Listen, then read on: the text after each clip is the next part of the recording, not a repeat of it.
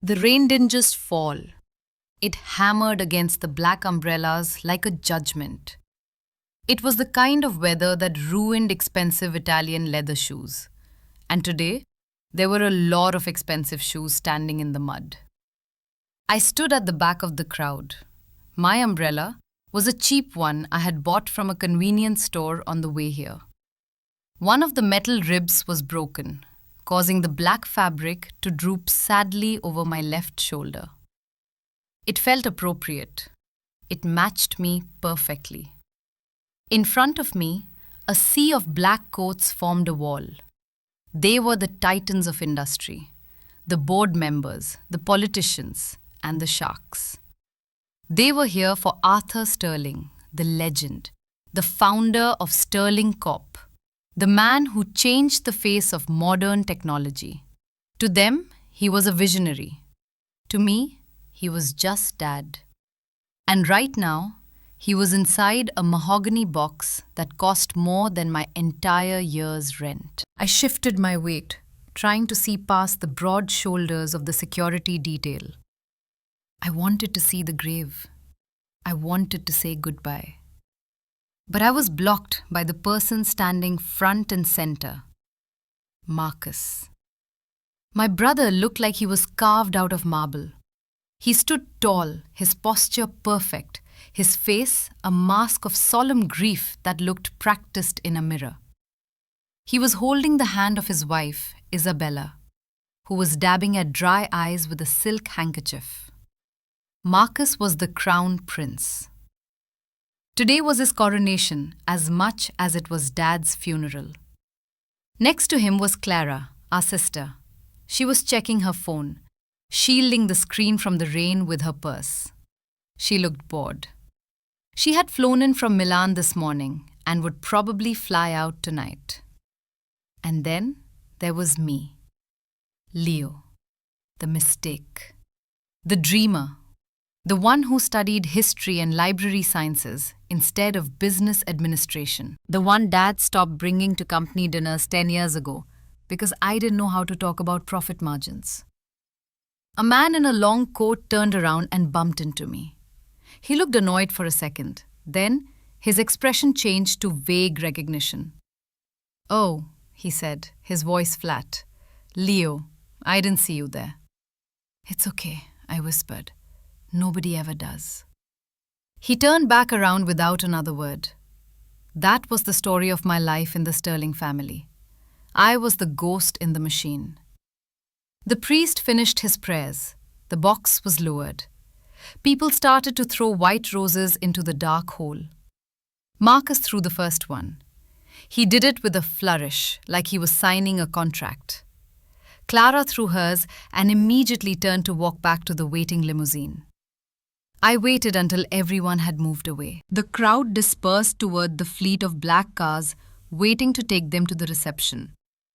A reception I wasn't really invited to. I walked up to the edge of the grave. The mud was slippery. I didn't have a rose.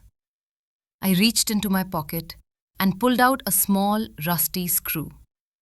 It was a 10mm bolt from the first radio Dad and I ever fixed together. I was 7 years old.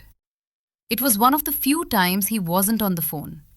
We sat in the garage, smelling of oil and solder, and he showed me how things worked. He told me that even the smallest piece matters. If you lose the screw, the whole machine falls apart. I dropped the screw into the grave. It made no sound as it hit the wood. "Goodbye, Dad," I choked out. The rain mixed with the tears I had been holding back. "I hope you found some quiet wherever you are." "Leo!" The voice was sharp. It cut through the rain. I turned to see Marcus standing by the open door of his car. He looked impatient. "We are leaving," Marcus shouted. "The reading of the will is in 1 hour. Don't be late. Sarah hates waiting." "I have my own car," I said, pointing to my battered sedan parked far away from the limousines. Marcus sneered. It was a small, almost imperceptible curl of his lip. "Just make sure it starts, Leo. We won't wait for you." He slammed the car door. The window was tinted so dark I couldn't see him. But I knew he was already on the phone, checking stock prices. The offices of Sterling Corp were designed to intimidate.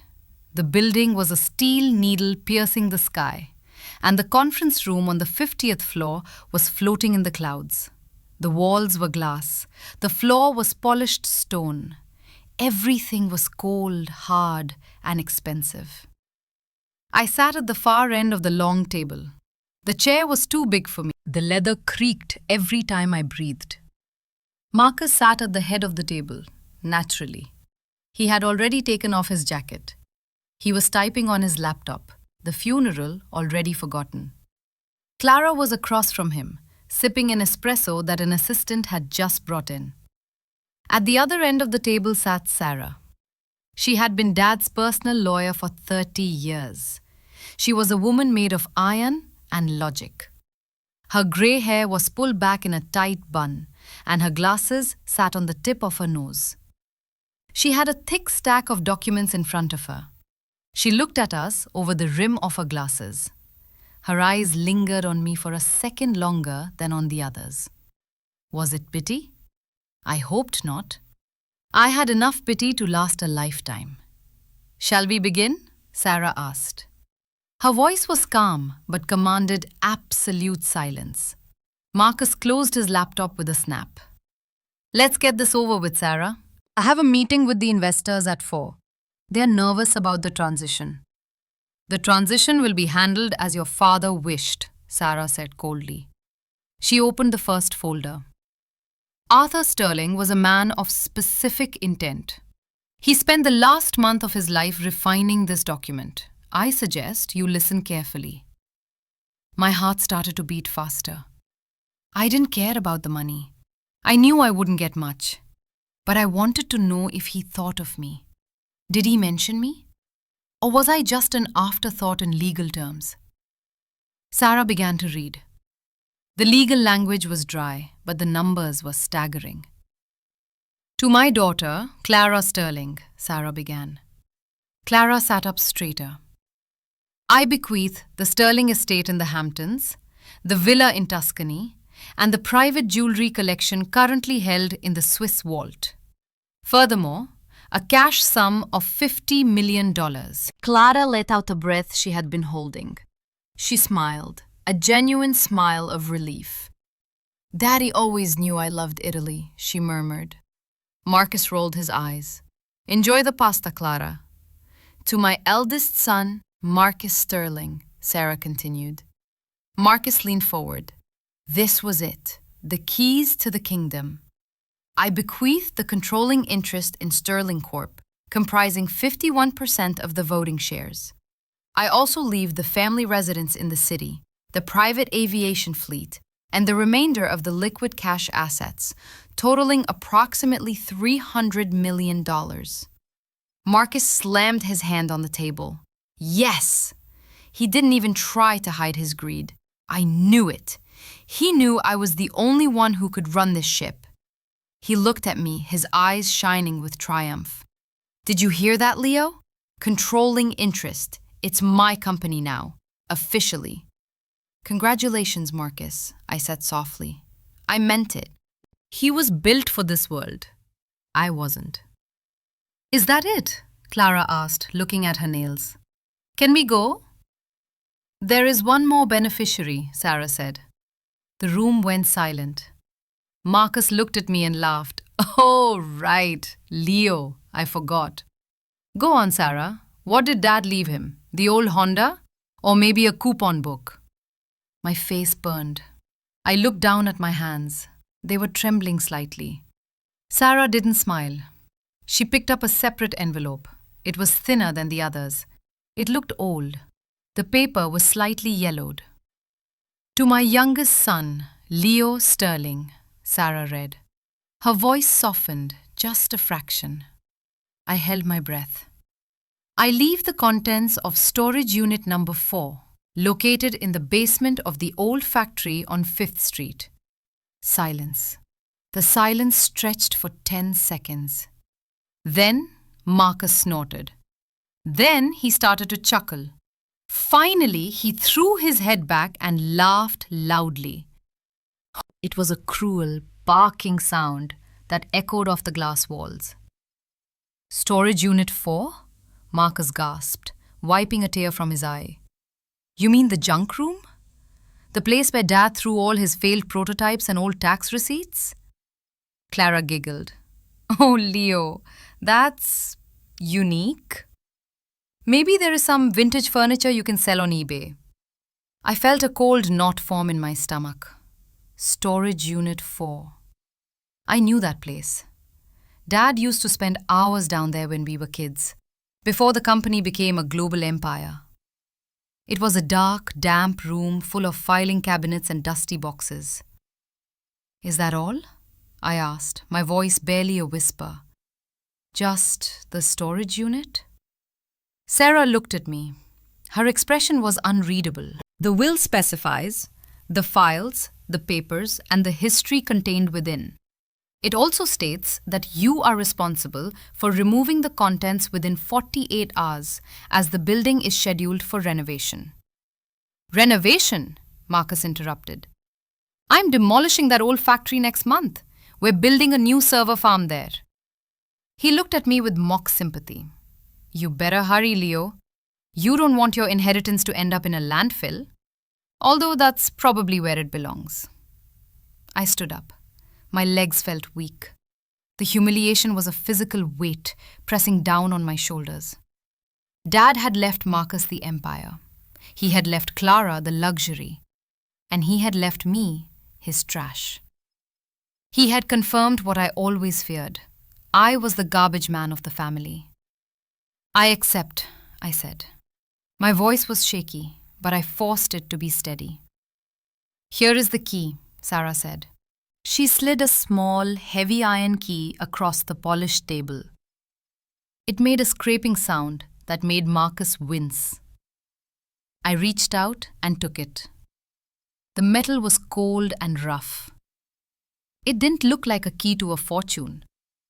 It looked like a key to a prison cell. Well, Marcus said, standing up and buttoning his jacket. This has been emotional, but I have a company to run. Leo, if you need a truck to move your treasure, don't call me. I'll be busy. He walked out of the room without looking back. Clara followed him, the click-clack of her heels fading down the hallway. I was left alone with Sarah. Leo, she said. I looked up. She was taking off her glasses. Your father loved you, she said. He had a funny way of showing it, I replied bitterly. He gave Marcus the future. He gave me the past. A dusty, useless past. Sometimes, Sarah said, closing her folder, the past holds more value than the future realizes. Arthur was a complicated man, Leo, but he was never a fool. Remember that. She stood up and left. I stood there for a long time, clutching the rusty key in my fist until it cut into my palm. I looked out the window at the city below. Somewhere down there, in the shadows of the skyscrapers, was an old factory basement filled with paper. Why, Dad? Why did you do this to me? I left the building. The rain had stopped, but the air was thick and gray. I got into my old car. It took 3 tries to start the engine. As I drove away from the gleaming tower of Sterling Corp, I felt a strange pull. I wasn't going home. I was going to the factory. The old factory on 5th Street was a skeleton of a building. It was from the early days, before Sterling Corp moved to the glass tower. The windows were broken, and the brick walls were covered in graffiti. I parked the car and walked to the side entrance. The key Sarah gave me fit the lock perfectly. With a groan of rusty hinges, the heavy door swung open. The smell hit me instantly. It was the smell of old paper, mildew, and stale air. It was the smell of time standing still. I flipped the switch on the wall. a single row of fluorescent lights flickered on, buzzing like angry hornets. I walked down the stairs to the basement. It was colder down here. At the end of the hallway was a door marked Unit 4. The paint was peeling. I unlocked it. The room was massive. It was bigger than my entire apartment. And it was filled from floor to ceiling with boxes. Thousands of them. There were filing cabinets lining the walls, rusting and dented. There were stacks of loose paper tied with string. There were old blueprints rolled up and shoved into plastic tubes. It looked like a hoarder's paradise. I walked into the maze of paper. I ran my hand over a stack of files. Dust coated my fingertips. "This is it," I said to the empty room. "This is my inheritance." I felt a sudden surge of anger. I wanted to kick the boxes over. I wanted to scream. Marcus was right. It was just junk. It was the debris of a long life.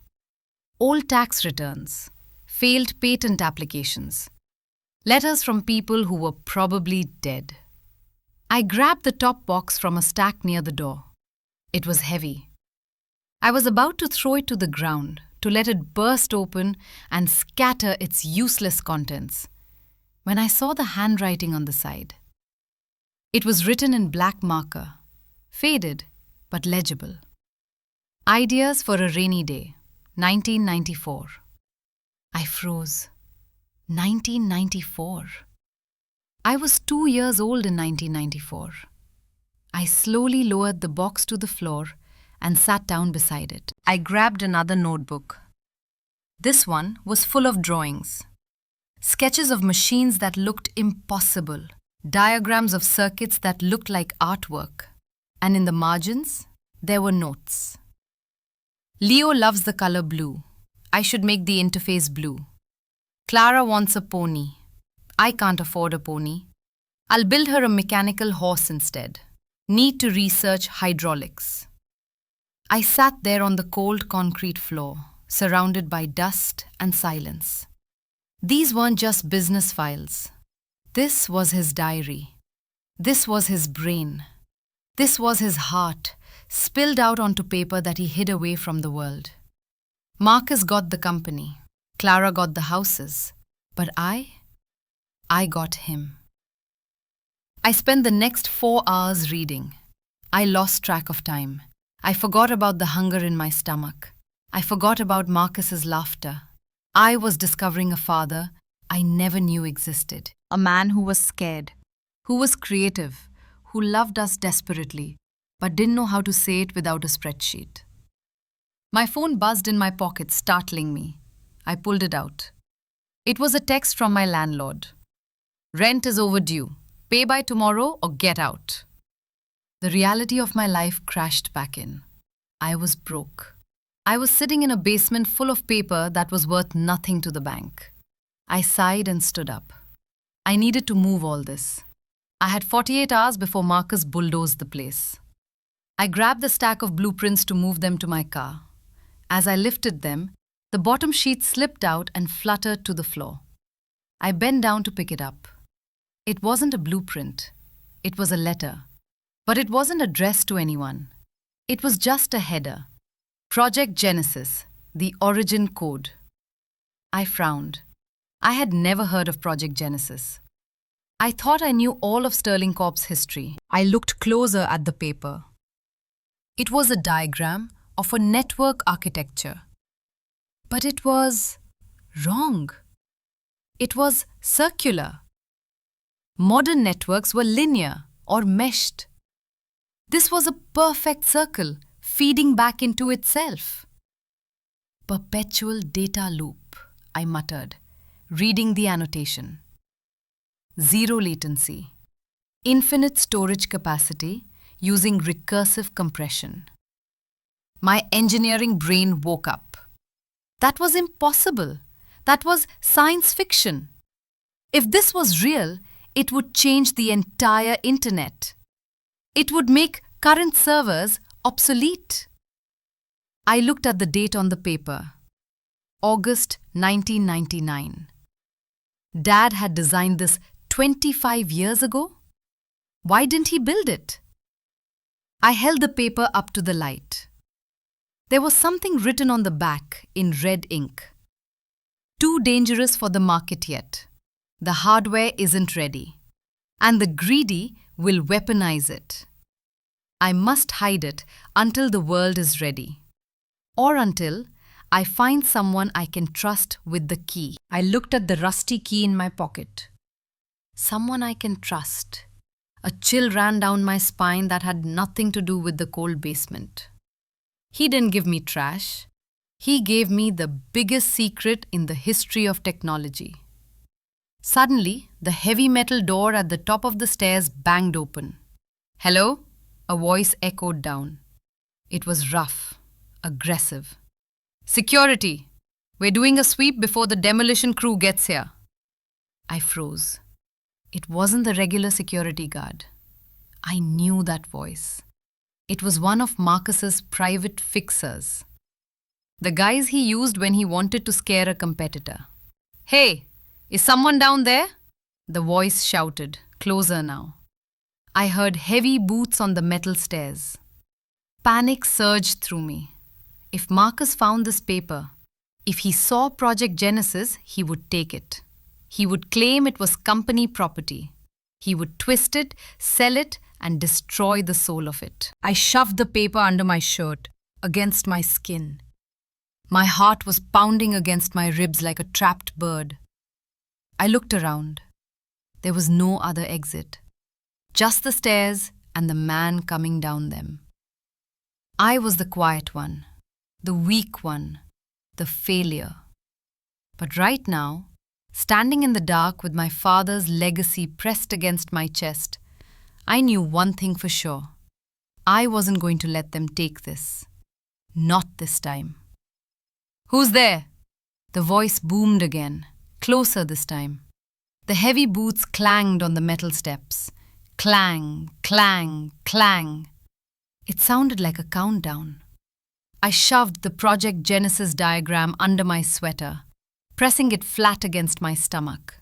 I zipped my jacket up to my chin just as the man rounded the corner. It was Kovacs. He was Sterling Corp's head of physical security. A man who looked like he was built out of concrete blocks and bad intentions. He stopped when he saw me. He didn't look relieved. He looked disappointed. "Oh," Kovac grunted. "It's you, the little brother."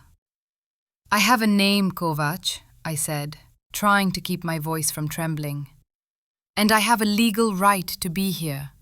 The will gives me 48 hours. Kovac looked around the room. He kicked a box of files with his steel-toed boot. It slid across the floor, spilling yellowed invoices onto the damp concrete. "Marcus wants the building cleared sooner," Kovac said, crossing his massive arms. "He says this junk is a fire hazard. He wants you out by tomorrow morning." "Tomorrow?" I protested. "There are tons of boxes here.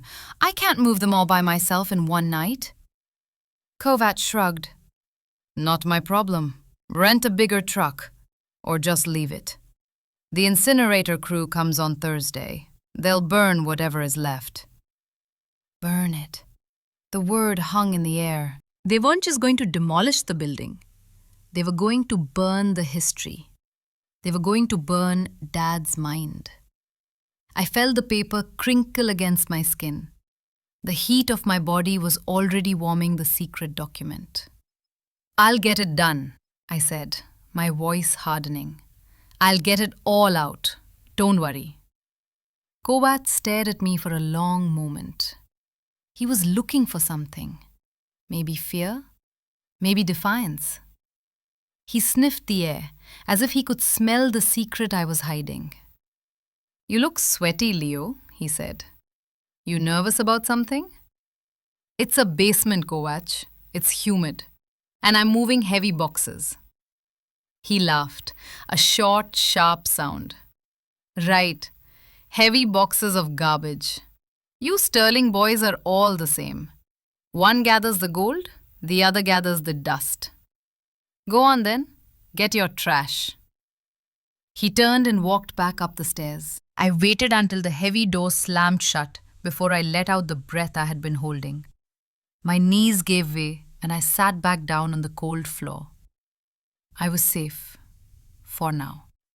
The next 12 hours were a blur of physical exhaustion. I didn't have money for movers. I didn't have friends I could call. Most of them had drifted away when it became clear I was the black sheep of the family. So I did it alone. I rented a cheap cargo van. I carried box after box up the stairs. My back ached. My fingers were covered in paper cuts. The dust settled in my lungs, making me cough until my chest hurt. By sunrise, the basement was empty. My apartment was on the 4th floor of a walk-up building in a gritty part of town. It was a small studio, barely big enough for a bed and a desk. Now, it was a fortress of cardboard. The boxes were stacked everywhere. They blocked the window. They lined the hallway. They turned my kitchen into a narrow canyon. The smell of old paper replaced the smell of coffee. I returned the van and collapsed onto my mattress, which was now hemmed in by 3 towers of tax records from 1985. I slept for 3 hours. I woke up because the sun was hitting my face through a gap in the boxes. I didn't shower. I didn't eat. I went straight to the box I had marked with a red X. The box that contained the Project Genesis paper. I cleared my small desk. I laid the diagram out flat. In the daylight, it looked even more complex. I spent the next 2 days living like a hermit. I sorted. I categorized. I read. I realized something terrifying. The trash wasn't random. It was a code. Dad hadn't just thrown things into boxes. He had filed them chronologically, but he had mixed personal items with technical data. Box 12 contained a patent for a high-speed data transmission cable. Next to it was a birthday card I had made for him when I was 10. It was a drawing of a rocket ship. I looked at the patent. I looked at my childish drawing. The nose of the rocket in my drawing had a specific curve. The tip of the data cable in the patent had the exact same curve. I pulled out another file, a rejection letter from a bank in 1990. On the back, Dad had doodled a series of spirals. I pulled out a photo album from the same box, a picture of me and Marcus at a carnival. We were standing in front of a hypnotist's wheel, a spiral. He was thinking in pictures, I whispered to myself. He was hiding the tech in the memories. Dad knew that Marcus would only look at the numbers. Marcus would look for spreadsheets, bank accounts, asset lists. He would never look at a child's drawing. He would never look at a rejection letter. But I would. Because I cared about the memories. I was the only decoder key he had. By the 3rd evening, I had found 3 major components of Project Genesis hidden in plain sight. One was sketched on a napkin from a diner.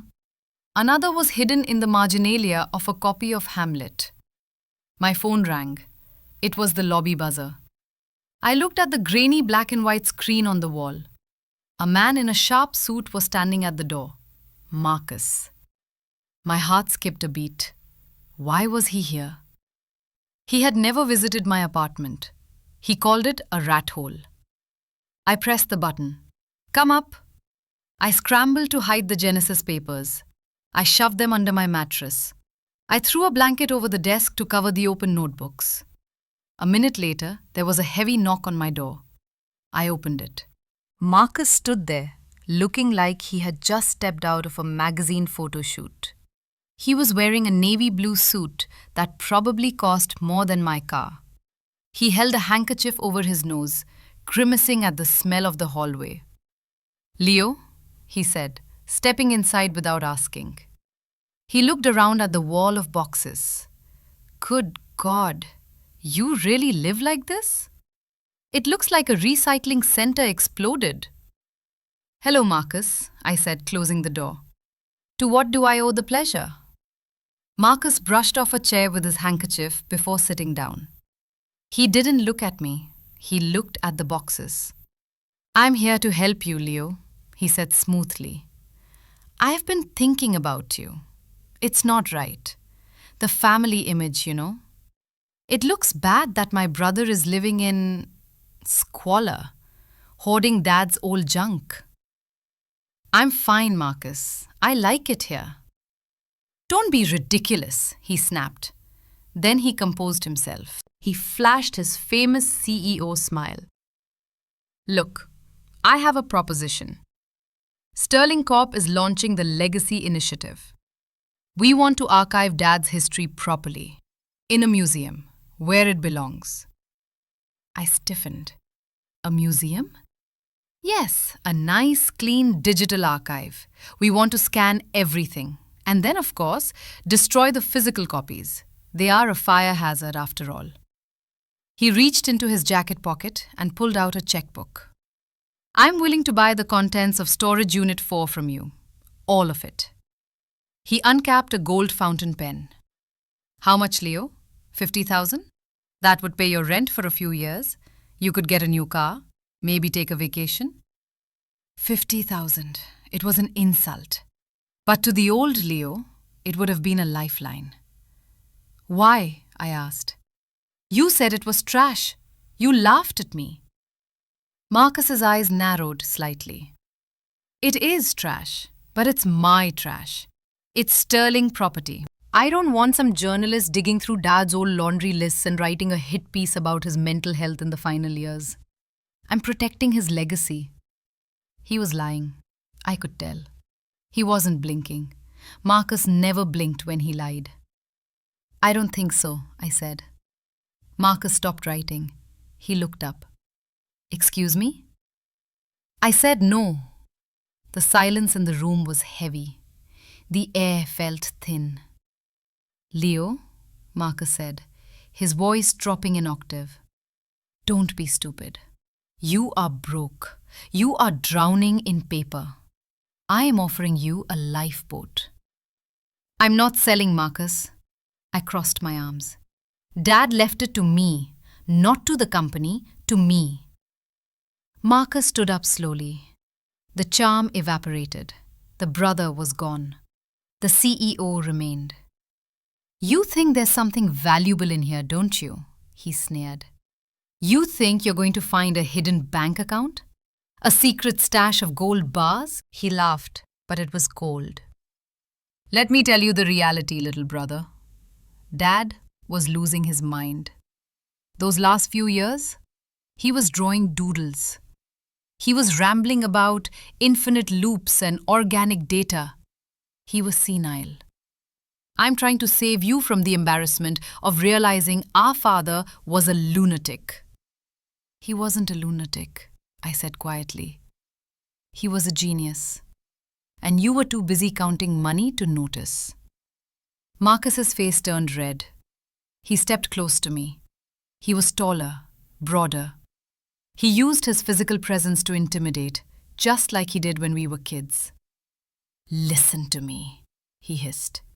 You are playing a game you don't understand. I am launching the Nexus system next month. It will revolutionize the industry. I won't have you distracting the media with your piles of garbage. You will sell me these boxes, or I will make your life very difficult.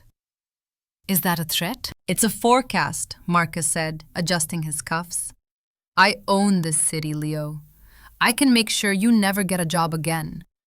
I can have this building condemned. I can have you evicted by noon tomorrow. He tore the check out of the book and dropped it on the floor. 100,000. That's my final offer. Think about it. You have 24 hours to bring the boxes to the HQ. He walked to the door. Before he left, he turned back. Don't make me crush you, Leo. You break too easily. He slammed the door. The vibration made a stack of magazines topple over. I stood there, staring at the check on the dirty floor. $100,000. I bent down and picked it up. I slowly tore it into 2 pieces, then 4, then 8. I dropped the confetti into the trash can. "I don't break anymore, Marcus," I said to the empty room. My hands were shaking, but not from fear, from adrenaline. Marcus was scared. He mentioned the Nexus system. That was the new product everyone was talking about, the one that was supposed to save the company's falling stock prices. Why was he so worried about Dad's old files if Nexus was so good? Unless Nexus didn't work. I rushed back to my desk. I pulled out the Project Genesis diagram.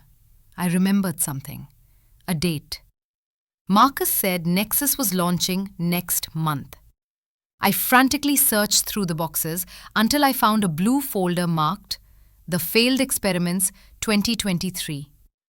This was from last year, right before Dad died. I opened it. Inside was a report on a system called Proto-Nexus. Dad's handwriting was scrawled across the front page in red ink. Unstable, do not proceed. The architecture cannot support the load. It will collapse if scaled up. It needs the Genesis core to function. My eyes widened. Marcus had stolen the Proto-Nexus design. He had rebranded it, and he was about to launch it to the world. But he didn't have the Genesis core. Dad had hidden it. He had hidden it with me. If Marcus launched Nexus without the core, the system would crash. It would destroy data. It would be a global catastrophe. Marcus knew something was missing. That's why he wanted the boxes. He was hunting for the missing piece. I looked at the chaos of my apartment. I wasn't just holding a legacy. I was holding a bomb. I sat down at my desk and turned on my lamp. I grabbed a stack of transparency sheets, old overhead projector slides Dad used to use. I took the 3 drawings I had found, the rocket ship, the spiral, the tunnel. I traced the key lines of each drawing onto a separate transparency sheet. Then, I did what I used to do when I was a kid playing detective. I stacked the 3 sheets on top of each other and held them up to the light. The lines overlapped. The chaos disappeared. The curve of the rocket connected to the spiral. The spiral fed into the tunnel. Together, they formed a perfect seamless circuit diagram. And at the center of the diagram, formed by the intersection of the lines, was a series of numbers. Coordinates: 34.0522 degrees north, 118.2437 degrees west. Safety deposit box 808. I gasped. It wasn't here. The core wasn't in the papers. The papers were just the map. The real treasure, the source code, the Genesis core, was physical. And it was hidden somewhere else. I grabbed my jacket. I had to get there before Marcus figured it out. But as I reached for the doorknob, I heard a sound that made my blood freeze. Click! It was the sound of a lock being picked. Marcus hadn't just left. He had left his dogs behind. I backed away from the door. I looked at the window. We were on the 4th floor. There was a fire escape, but it was rusty and loud. The doorknob began to turn slowly. I looked at the transparency sheets in my hand. This was the only copy of the map. I had to run, now. The lock clicked again, louder this time. A sharp metallic snap that signaled the end of my privacy and the beginning of my war. I didn't think. I reacted. I grabbed the transparency sheets, the map to the Genesis core, and shoved them inside my shirt, right next to my skin. I grabbed my laptop bag. I grabbed the rusty iron key Sarah had given me. The door handle turned downward. "Open it," a voice grumbled from the hallway. It wasn't Marcus. It was Kovac, the head of security, the man who enjoyed breaking things. I looked at the wall of boxes that separated my bedroom from the entrance, specifically the towering stack of fiscal year 1998 audits. It was 6 feet high and weighed at least 200 pounds. The door began to inch open. I saw a strip of hallway light. I saw the toe of a black boot. Now, I whispered to myself. I threw my shoulder into the stack of boxes. The tower swayed. Gravity took over. With a thunderous crash, the boxes toppled forward, collapsing directly against the opening door. "What the?" Kovac shouted. There was a heavy thud as the cardboard avalanche pinned the door shut, trapping the intruders in the hallway. I heard cursing. I heard a body slam against the door, but the density of 20 years of compressed paper held firm. "Irony," I muttered, backing away. Bureaucracy finally served a purpose. I scrambled to the window. I threw the sash up. The cold night air rushed in, stinging my face. The fire escape was there, a lattice of rusted iron clinging to the brick wall. I climbed out. The metal was slippery with rain. I didn't look down at the alley 4 stories below. I looked up at the sky. It was black and indifferent. Behind me, inside the apartment, I heard the sound of wood splintering. They were kicking the door down. I scrambled down the ladder, my sneakers squeaking on the wet metal. My heart was hammering a frantic rhythm against my ribs. Thump, thump, thump. I reached the ground just as a flashlight beam swept across the fire escape above. "He's outside. Go around the back," Kovac yelled. I pulled my hood up and sprinted. I didn't run toward the main street. I ran toward the shadows. My car was parked 2 blocks away, hidden behind a dumpster. I reached the car. My hands were shaking so badly I dropped my keys. They landed in a puddle. "Come on, Leo." "Focus!" I hissed. I fished the keys out of the muddy water. I jammed the key into the lock. I threw myself into the driver's seat and locked the door. I turned the ignition. Chug, chug, click. "No, not now. Please, not now." In the rearview mirror, I saw silhouettes emerging from the alley. 2 men. Big men. They were scanning the street. "Dad," I whispered, gripping the steering wheel. "If you're listening, help me fix this one last thing." I turned the key again. I pumped the gas pedal. Vroom! The engine roared to life, coughing out a cloud of blue smoke. I slammed the gear shift into drive and peeled away from the curb just as Kovac stepped under the streetlight. He watched me go. He didn't run. He just pulled out his phone. He was calling Marcus. I drove. I didn't know where I was going at first. I just drove fast, weaving through the late-night traffic, putting distance between me and my life. My apartment was gone. My clothes were gone. The only thing I had was the car, the clothes on my back, and the legacy my family thought was trash. I was homeless. But for the first time in years, I felt awake. I drove for an hour, making sure I wasn't being followed. I took random turns. I circled blocks. Finally, when my pulse slowed down, I pulled into the parking lot of a 24-hour diner near the highway. I needed to look at the coordinates again. I pulled the transparency sheets out from my shirt. I held them up against the dashboard light. 34.0522 degrees north, 118.2437 degrees west. I typed the numbers into my phone's GPS. The pin dropped. It wasn't a bank. It wasn't a storage facility. It was the Union Station private vaults. I knew the place. It was an old Art Deco building downtown, built in the 1920s. It was where the old money of the city kept their secrets. It was a place that didn't care about subpoenas or corporate warrants. It only cared about the key. I looked at the rusty iron key in my lap. It looked ancient. It looked like it belonged to a castle, not a modern city. I checked the time. 11:45 p.m. The vault facility was open 24/7 for members. But was I a member? No. But Dad was. I put the car in gear. I had a destination. The lobby of the Union Station private vaults smelled of marble and silence. A security guard sat behind a glass partition. He was reading a book. He looked up as I walked in. I must have looked like a wreck. My hair was wet. My jacket was stained with rust from the fire escape.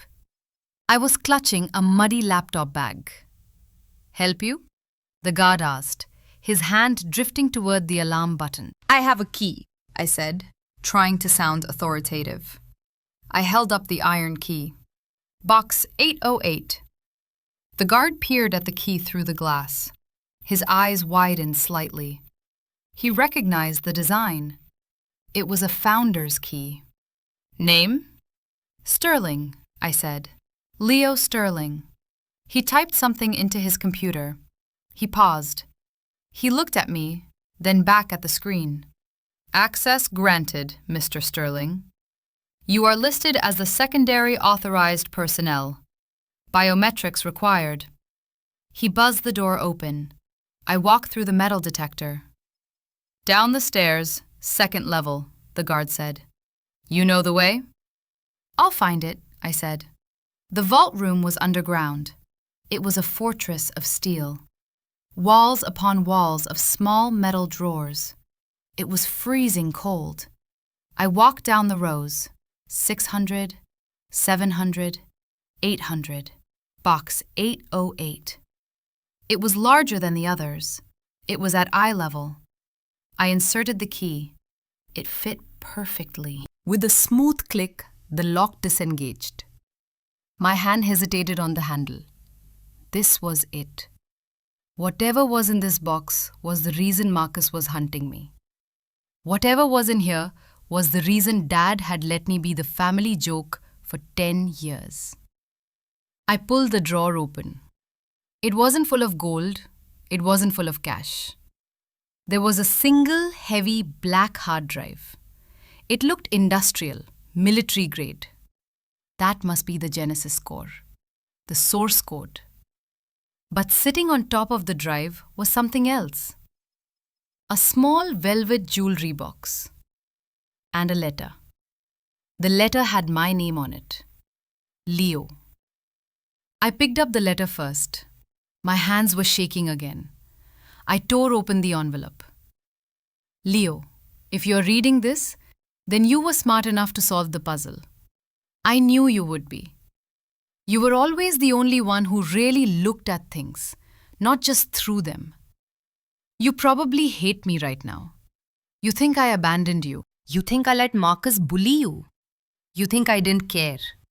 I did it to protect you. 10 years ago, I realized that Sterling Corp was becoming a monster. The investors, the board, even Marcus, they only wanted power. If I had brought you into the company then, they would have corrupted you. Or they would have crushed you. I had to hide you in plain sight. I had to let you be the failure so they wouldn't see you as a threat. I had to let you be the archivist so you would learn the history they were trying to erase. The hard drive contains Genesis. It is the only clean AI architecture in existence. It is the future. But the future needs a conscience. That is you. But Leo, the drive is not the inheritance. Open the velvet box. I put the letter down. Tears were stinging my eyes. He hadn't rejected me. He had hidden me. Like a precious gem wrapped in a dirty cloth. I opened the velvet box. Inside lay a simple silver pocket watch. It wasn't flashy, but when I turned it over, I saw an engraving on the back. Sterling and Son. Not Sterling Corp, not Sterling Industries. Sterling and Son. I pressed the latch. The watch popped open. Inside the cover, there was a tiny inscription. The company belongs to the shareholders. The legacy belongs to the builder. You are the builder now. And then I saw it. Tucked behind the watch mechanism was a tiny folded piece of paper. I pulled it out carefully. It was a certificate. Certificate of Incorporation. The Foundry. Owner, Leo Sterling. Assets, all intellectual property rights to Project Genesis. Date, August 1999. I gasped. Dad hadn't just left me the code. He had created a separate secret company 25 years ago. He had transferred the ownership of Genesis to this company, and he had made me the sole owner. Marcus didn't own the tech. Sterling Corp didn't own the tech. I owned it. Legally. Totally. Marcus wasn't just stealing a product. He was stealing my property. I looked at the hard drive. I looked at the watch. A cold calm washed over me. The fear evaporated. The sadness hardened into resolve. They had laughed at me. They had called me the garbage man. They had tried to buy me off with crumbs. But I wasn't the beggar. I was the king in exile. I put the hard drive in my bag. I put the watch in my pocket. I folded the letter and placed it next to my heart. I closed the empty drawer and locked it. I walked back up the stairs. The guard looked at me. "Everything all right, sir?" "Yes," I said. I looked him in the eye. I didn't look like a wreck anymore. I stood straight. Everything is exactly where it should be. I walked out into the cool night air. The rain had stopped. The city lights were reflecting on the wet pavement.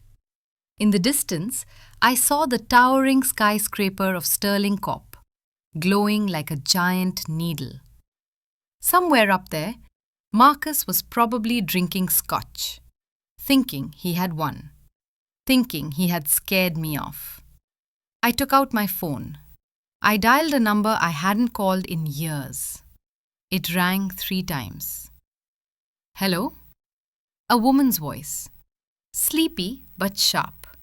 "Sarah," I said. "It's Leo." "Leo?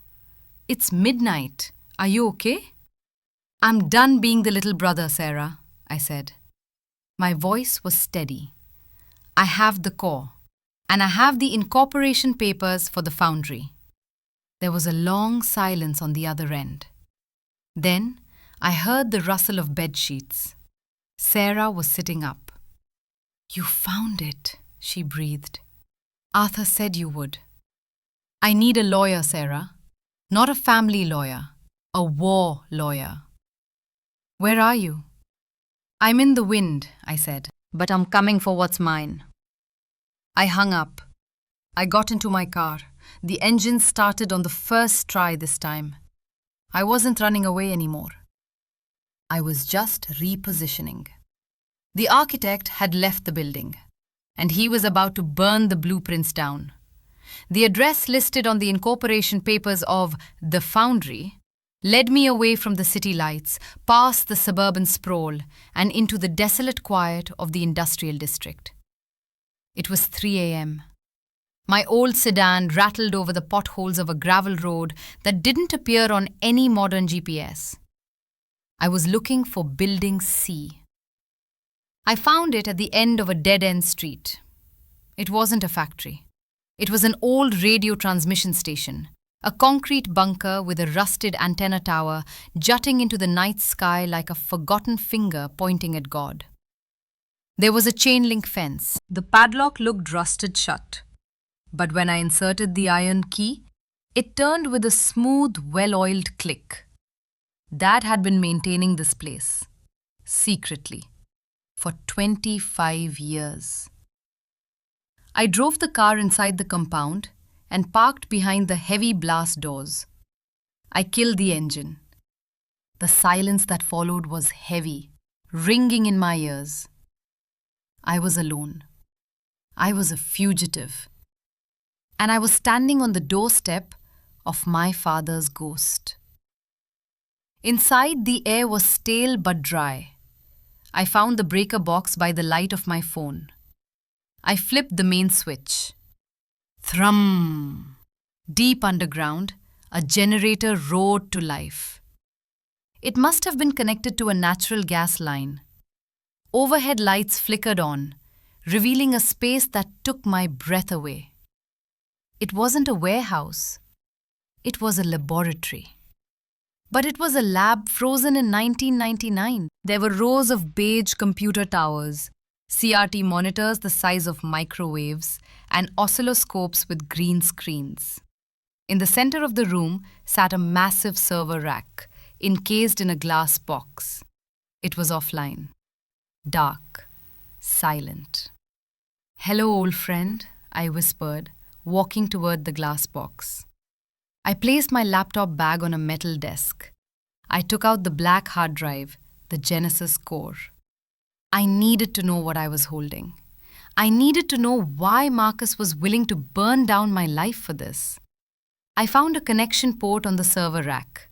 It was a custom interface, but the hard drive slotted in with a satisfying clunk. I sat down at the main terminal.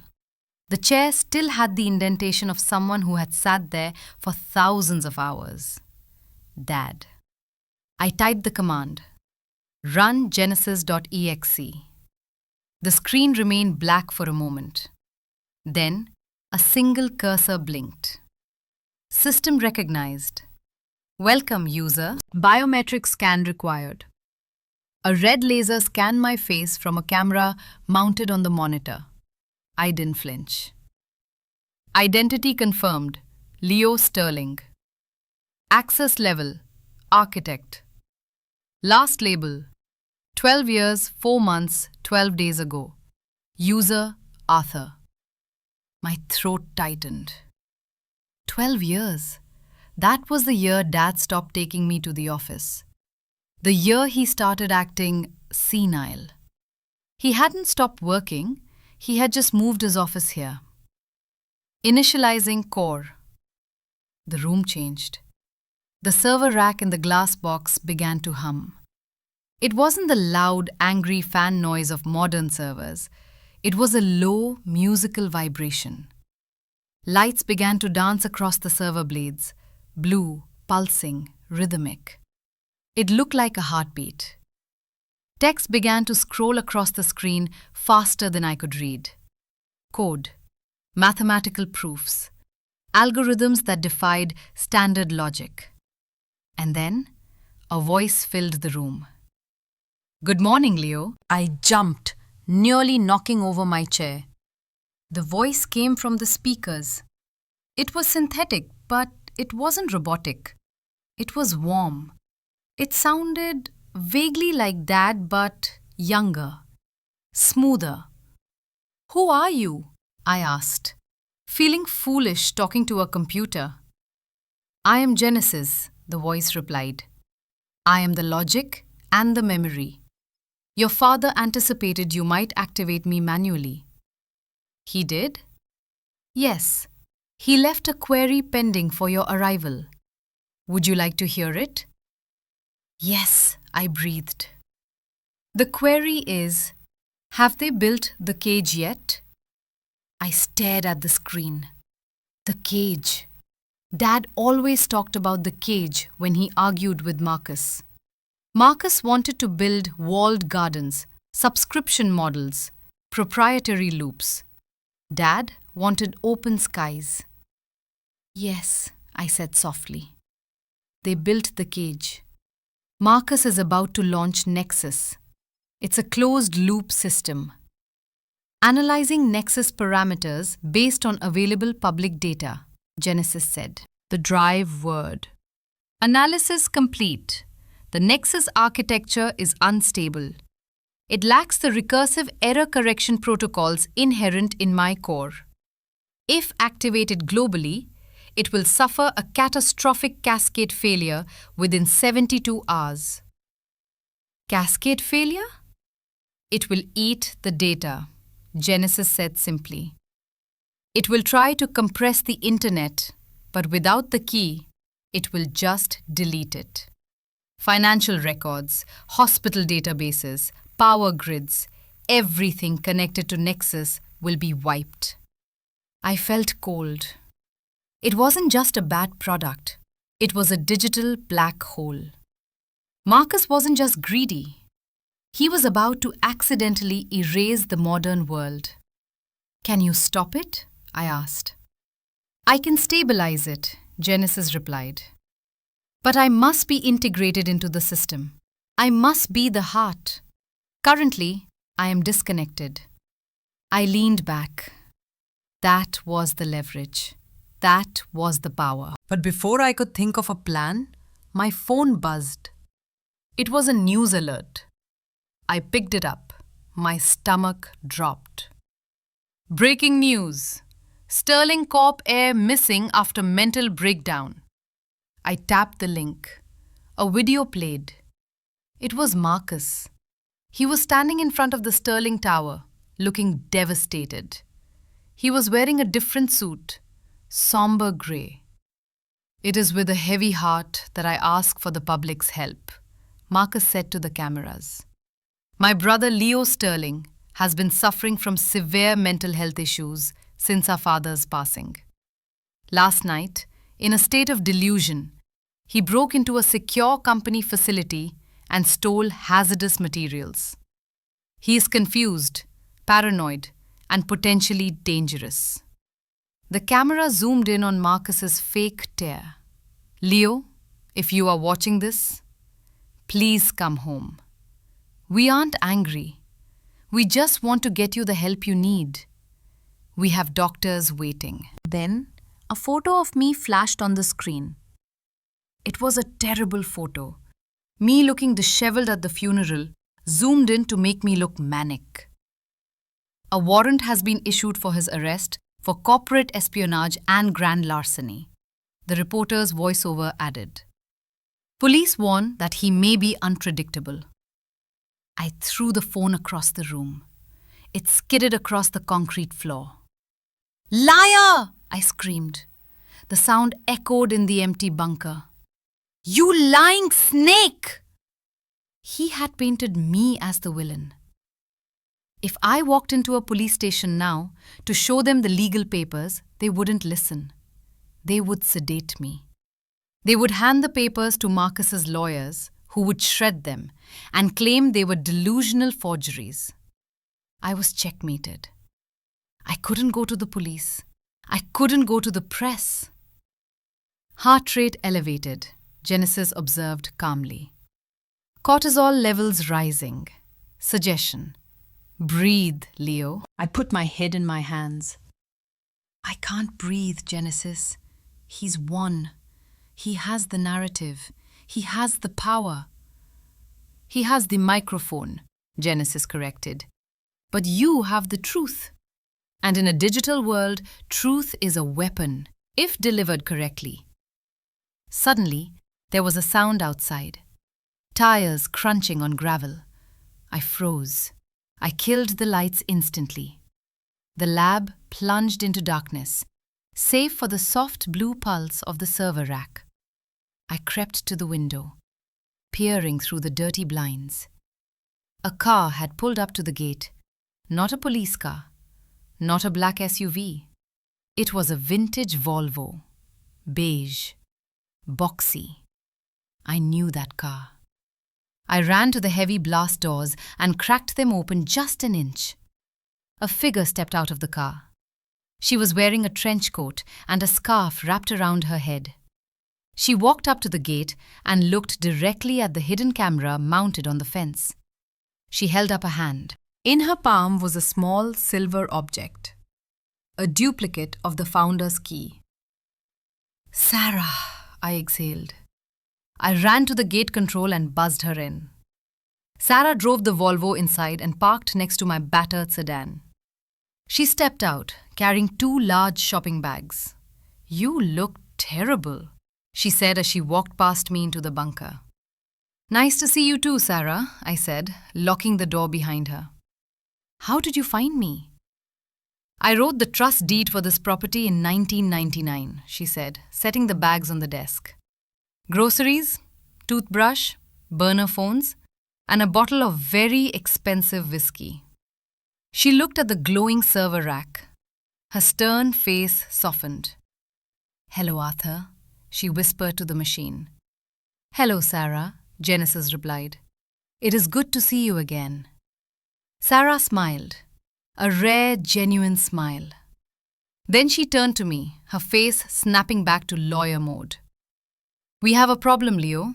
A big one." "I saw the news," I said, pointing to my phone on the floor. "I'm a crazy thief." "It's worse than that," Sarah said. She pulled a file out of her bag. "Marcus has accelerated the timeline. The shareholders were spooked by the rumors of the missing files. To calm them down, Marcus moved the launch of Nexus up." "Moved it up? To when?" "Tomorrow night," Sarah said. "The Global Tech Summit. He's going to turn Nexus on live in front of the entire world." "He can't," I shouted. "Genesis just ran the simulation. If he turns it on, it crashes the global data grid in 72 hours.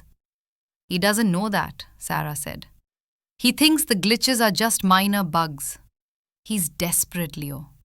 He leveraged his entire personal fortune to buy the controlling shares. If Nexus fails, he's bankrupt. He needs this launch to work." "It won't work," I said. "It will be a disaster." Sarah poured 2 glasses of whiskey. She handed one to me. "Then we have to stop him." "How?" I gestured helplessly. "I can't go there. I'll be arrested on sight." Sarah took a sip of whiskey. Her eyes were sharp, calculating. "You can't stop him legally. I tried filing an injunction this morning. The judge denied it. Turns out Marcus plays golf with him." She set the glass down. "We have to stop him technically. We have to kill Nexus before he can switch it on." I looked at the server. I looked at Genesis. "No," I said slowly. The idea forming in my head was crazy. Not kill it. If we kill it, Marcus just blames sabotage and tries again later. He becomes the victim. I walked over to the terminal. I watched the blue code cascading down the screen. "We don't destroy Nexus," I said, turning to Sarah. "We let him turn it on." Sarah frowned. "But you said it would destroy everything." "It will, unless we fix it while it launches." I pointed to the Genesis core. "I need to upload Genesis into the Nexus stream. I need to graft the healthy heart into the sick body. But I can't do it from here. The firewall at the summit will be too thick. I need a direct line." "You need to be in the building," Sarah realized. "Leo, that's suicide. The summit is at the convention center. Security will be tighter than the Pentagon. Marcus will have every guard looking for your face." "I know," I said. I looked at my reflection in the dark monitor. I looked tired, unshaven, weak. The Leo everyone laughed at. "But they're looking for Leo the failure," I said. "They're looking for the scared little brother." I picked up the iron key. "They aren't looking for the architect." I turned to Genesis. Can you compress yourself? Can you fit onto a portable drive?" "I can compress my core functions," Genesis replied. "But I will be vulnerable during the transfer. If the connection is severed, I will die. And the data will be lost." "I won't let that happen," I promised. I turned back to Sarah. "I need a disguise. I need a credential. And I need a way into the backstage server room of the convention center." Sarah looked at me for a long time. She was assessing me, just like she assessed witnesses in court. She was looking for cracks. She didn't find any. "The catering company," she said suddenly. "They are hiring extra staff for the gala. I have a client who owns the contract. I can get you a uniform and a pass. A waiter? I smiled grimly. Perfect. The invisible man. It's dangerous, Leo. If Marcus catches you, if Marcus launches that thing, the world burns, I said. I'm not doing this for the company. I'm doing it because Dad left me the responsibility. I finished the whiskey in one gulp. It burned, but it woke me up. Let's get to work, I said. We have 24 hours to plan a heist. The next 12 hours were a montage of desperate preparation. Sarah left to secure the uniform and the pass. I stayed in the bunker with Genesis. I had to modify the code. I had to write a Trojan horse script, a wrapper that would disguise the Genesis core as a routine system update so the Nexus firewall wouldn't reject it immediately. I worked feverishly. My fingers flew across the mechanical keyboard. Genesis, run simulation B. What happens if the upload speed drops below 5 terabytes? Packet loss, cognitive dissonance. I would arrive lobotomized. Okay, we need a hardline connection, no Wi-Fi. I wasn't sleeping. I wasn't eating. I was coding. For the first time in my life, I felt like I was doing exactly what I was born to do. I wasn't archiving other people's data. I was creating my own destiny. By the time Sarah returned, the sun was rising. She threw a garment bag on the table. Catering uniform, she said. And an ID badge. Name, Ben Smith. Don't forget it. She looked at the screen. Is it ready? I held up a small silver USB drive. It looked innocuous, but inside was the soul of my father's genius. It's ready, I said. But there's one catch. There's always a catch. Once I plug this in, it takes 5 minutes to integrate. 5 minutes where I have to hold the connection open manually. If anyone pulls the plug, game over. 5 minutes is a lifetime when security is breathing down your neck, Sarah warned. I know, I said. I went to the bathroom attached to the lab.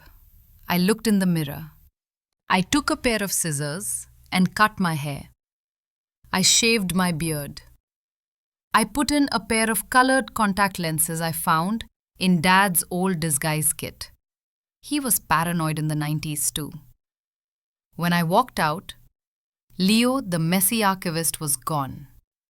Ben Smith stood there, clean-shaven, severe, invisible. You look like him, Sarah said quietly. You look like Arthur. Let's hope Marcus doesn't notice, I said. I grabbed the silver USB drive and hung it around my neck on a chain, tucking it under the starch-stiff waiter's shirt. Let's go to the party, I said. The Global Tech Summit, 6 p.m. The convention center was a fortress of light and sound. Limousines were dropping off billionaires and celebrities. The red carpet was swarming with press. Huge screens projected Marcus's face. The slogan, Nexus, Evolution is Here, flashed in neon blue. I walked in through the loading dock, carrying a tray of champagne glasses. The security guard scanned my badge. Beep. Green light. Keep moving, Smith, the guard grunted. VIPs are thirsty. I walked into the belly of the beast. The noise was deafening. The main hall was packed with 3,000 people. In the center of the stage stood a massive monolith, the Nexus server. It was sleek, black, and ominous. It was currently dormant, waiting for Marcus to press the button at 8 p.m. I checked my watch. 6:15 p.m. I had to find the backstage access panel. I wove through the crowd, offering drinks, keeping my head down. I saw people I knew, old family friends, rivals. None of them looked at me. To them, I was just a pair of hands holding a tray. Leo? I froze. The voice was close, too close. I turned slowly. Standing there, holding a glass of wine, was Isabella, Marcus's wife, my sister-in-law. She was looking right at me. Her eyes were narrowed. I lowered my voice, affecting a rougher accent. Sorry, ma'am? Champagne? She stared at me. She looked at my chin. She looked at my hands. You have the same hands, she whispered, more to herself than to me. But no, Leo is... She shook her head, dismissing the thought. Never mind. This champagne is warm. Get me another. Yes, ma'am, I said, bowing my head. I walked away, my heart thundering against the USB drive on my chest. That was too close. I reached the service corridor behind the stage. There it was, the server room door. It was guarded by two massive men in suits. I couldn't fight them. I couldn't sneak past them. I needed a distraction. I pressed the earpiece Sarah had given me. Sarah, I'm in position, but the door is blocked. I need a diversion. Copy that. Sarah's voice crackled in my ear. She was in the control van outside. I'm hacking the lighting rig. Give me 10 seconds. I counted down. 10, 9, 8. Suddenly the lights in the main hall flickered. Then a spotlight exploded with a loud pop and a shower of sparks directly over the VIP section. Screams erupted. Panic. Fire! Someone shouted.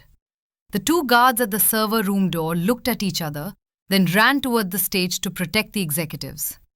The door was unguarded. I slipped inside. The room was cool and humming with power. Cables ran everywhere like snakes. In the center was the main input terminal for the Nexus monolith outside. I ran to it.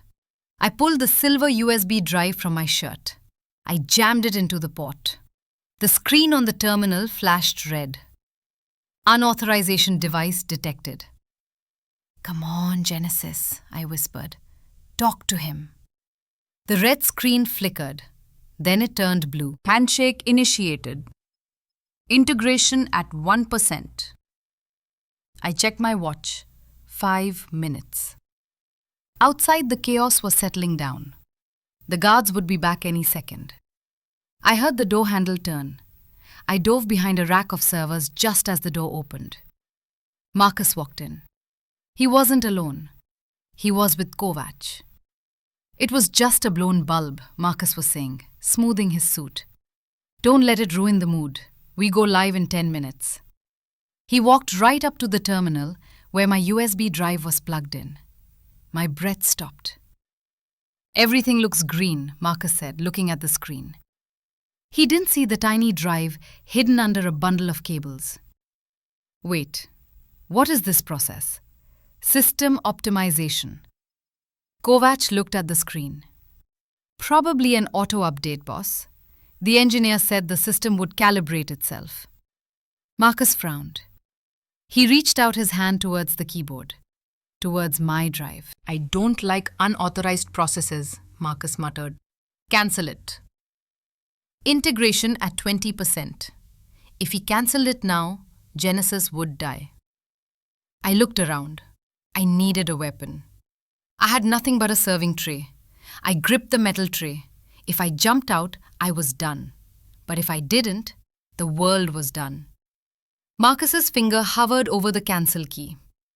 Mr. Sterling! A voice shouted from the hallway. An assistant ran in, breathless. The investors! They're demanding to see you before the launch. The stock price just wobbled because of the fire scare. Marcus pulled his hand back. He cursed. Fine. Kovac, stay here. Watch the system. If anything blinks red, pull the plug. Yes, sir. Marcus stormed out. Kovac remained. He stood with his back to the door, arms crossed, staring directly at the terminal. Directly at my drive. He was 5 feet away from me. I was crouching in the shadows, clutching a serving tray, while the progress bar crawled. 30%. 4 minutes left. And the biggest brute in the company was standing guard. This wasn't going to be a hack. This was going to be a brawl. Integration at 32%. The progress bar was the only thing moving in the room. It was a silent, blue worm crawling across the screen. Kovac stood like a statue. He was staring at the code. He wasn't a programmer, but he had the instinct of a predator. He knew something was wrong. System optimization, he muttered to himself. He leaned in closer to the screen. Since when does an update run from an external drive? He saw it. The silver USB drive was tucked under a mess of black Ethernet cables, but the blinking white light gave it away. It was pulsing in time with the screen. Kovac reached out his massive hand. I didn't think about the odds. I didn't think about the fact that he was 250 pounds of muscle, and I was a guy who spent his life organizing file cabinets. I just saw the percentage, 35%. If he pulled it now, Genesis died, and Nexus would wake up brain dead and hungry. I lunged. I sprang from behind the server rack, swinging the metal serving tray with both hands like a baseball bat. Clang! The edge of the tray connected with the back of Kovac's head. It made a sound like a church bell ringing underwater. Kovac grunted and stumbled forward, his hand missing the USB drive by an inch. He slammed into the terminal desk. 40%. Don't touch it, I screamed. My voice sounded strange to my own ears, feral, desperate. Kovac turned around slowly. He rubbed the back of his head. His hand came away with a smear of blood. He looked at it, then he looked at me. He didn't look angry. He looked amused. Well, well, Kovac smiled, revealing teeth that looked too white in the blue light. The waiter, or should I say, the architect? He recognized me through the disguise. The contact lenses didn't fool him. He knew my fear. He had smelled it for years. Step away from the console, Leo, Kovac said, stepping toward me. He cracked his knuckles. You don't want to do this. You break easy, remember? I'm not leaving, I said. I held the dented serving tray up like a shield. My legs were shaking, but I planted my feet. 45%. Kovac lunged. He was fast for a big man. I swung the tray again, but he caught it in midair with one hand. He ripped it from my grip and tossed it across the room like a frisbee. It clattered into the servers. Before I could react, his other hand closed around my throat. He lifted me off the ground. My feet dangled. The room started to spin. You think you're a hero? Kovac spat in my face. You're just a nuisance. Marcus is going to be king tonight, and you're just a bug on the windshield. He squeezed. Black spots danced in my vision. I couldn't breathe. I clawed at his hands, but his fingers were like steel bands. I looked over his shoulder at the screen. 55%. I couldn't die yet. Not yet. I kicked out. My foot connected with his knee. Hard. Kovac roared in pain and dropped me. I hit the floor gasping, sucking in air that tasted like ozone and dust. He stumbled back, favoring his leg. That gave me 3 seconds. I didn't run for the door. I ran for the fire extinguisher mounted on the wall. I ripped it off the bracket. I didn't check the pin. I just swung it. Kovac was charging again. I sprayed him full in the face with a cloud of white chemical foam. He shouted, blinded, flailing his arms. You little rat! He bellowed. I dropped the extinguisher and scrambled back to the terminal. 70%. Come on, I pleaded with the machine. Kovac was wiping the foam from his eyes. He was angry now. The amusement was gone. He looked like a demon rising from a cloud of smoke. He didn't charge this time. He walked purposefully. He picked up a heavy wrench that a technician had left on a cart. Playtime is over, he growled. He swung the wrench. I ducked. The metal tool smashed into the server rack next to my head, sending a shower of sparks raining down on us. I grabbed a handful of loose cables and threw them at his feet. He tripped, stumbling forward. I jumped on his back. It was like jumping on a bear. I wrapped my arm around his neck in a chokehold. Just let it finish, I gritted out, squeezing with every ounce of strength I had left. Kovac thrashed. He rammed his back into the wall, crushing me between his spine and the steel panels. All the air left my lungs. My ribs screamed in protest, but I didn't let go. 85%. He rammed me again, harder. My grip loosened. I slid down his back. Kovac turned around and backhanded me. His fist connected with my jaw. I flew backward, crashing into the desk. My head hit the edge of the keyboard. Blood filled my mouth. I lay there, dazed. The room was tilting. Kovac stood over me, panting. He raised the wrench for a killing blow.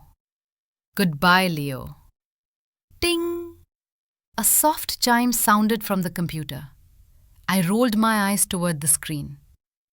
Integration complete. Genesis system online. Waiting for activation. Kovac froze. He looked at the screen. What did you do? He snarled. He reached down and ripped the USB drive out of the port. He threw it on the floor and crushed it under his boot.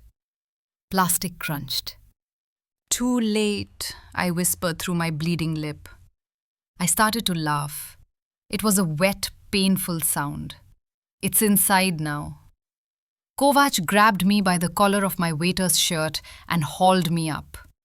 He was about to hit me again when the door flew open. What the hell is going on in here? It was Marcus.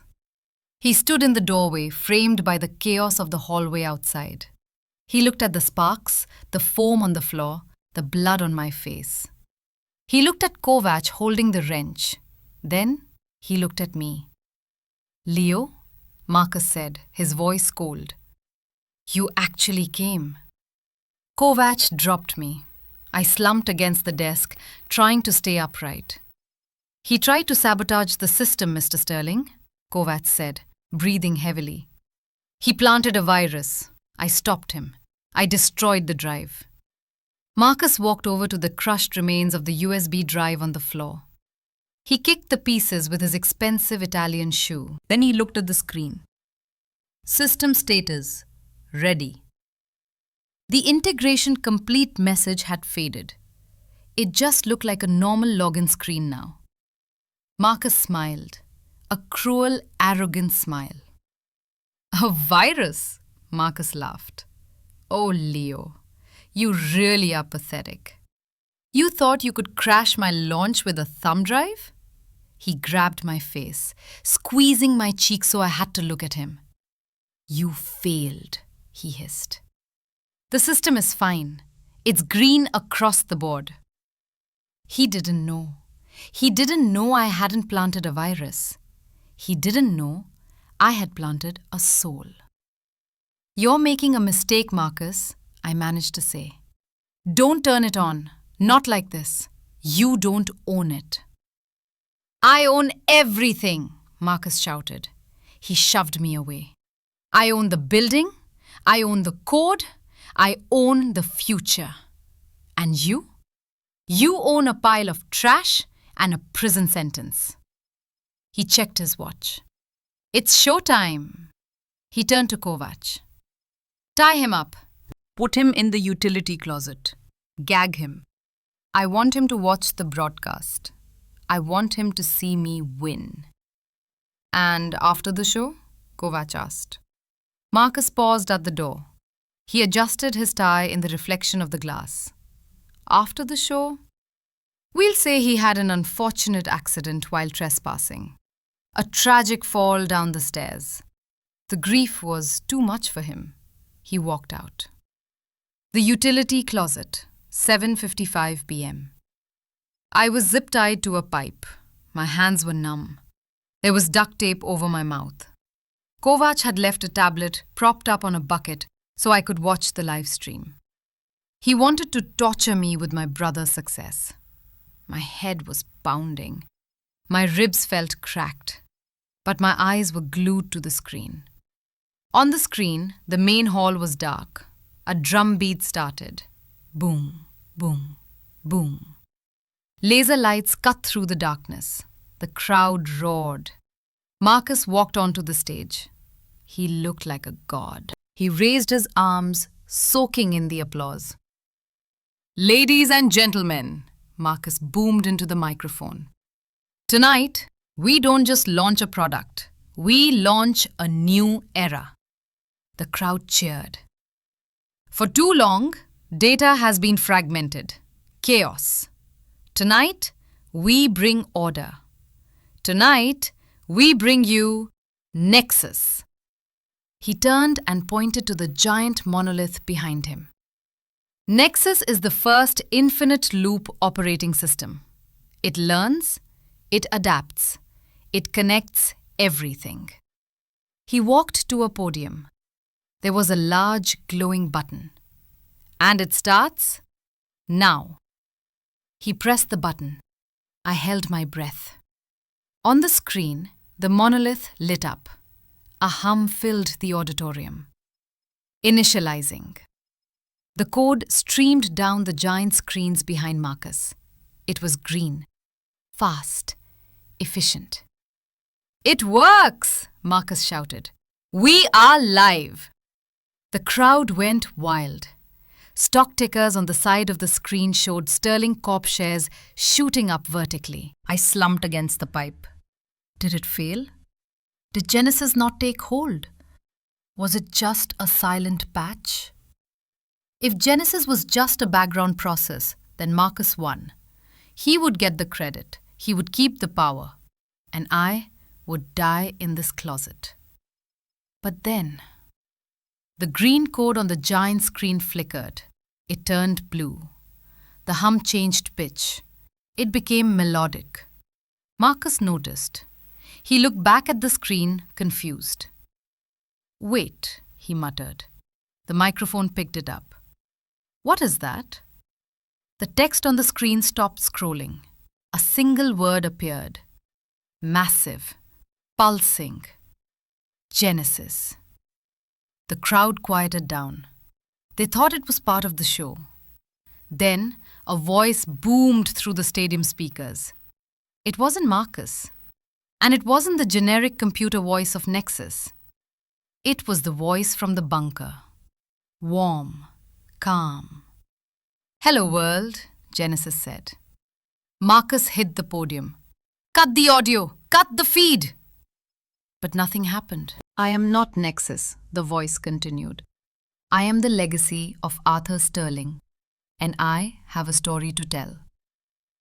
On the giant screen, a video window opened. It wasn't a slick marketing video. It was grainy footage, dated 1999. It was Dad. He was sitting in his old office, holding me on his lap. I was a toddler. He was looking into the camera. "If you are seeing this," Dad's voice said from the past, syncing perfectly with the AI present, "it means my son Leo has succeeded. It means he has unlocked the truth." Marcus stood on stage, paralyzed. His face was pale. "I built this company to help people," Dad continued. "But I fear greed will destroy it. So I hid the heart of the machine. I gave the shell to the wolves, but I gave the soul to the dreamer." The crowd was gasping. Flashbulbs were popping like crazy. This technology, Genesis, belongs to the foundry. It belongs to Leo Sterling. He is the only one who holds the key. The video cut. The blue text returned. "System ownership verified. Leo Sterling. Access denied to Marcus Sterling. System shutting down. Unauthorized user." The lights on the monolith turned red. Then slowly, they powered down. The stage went black.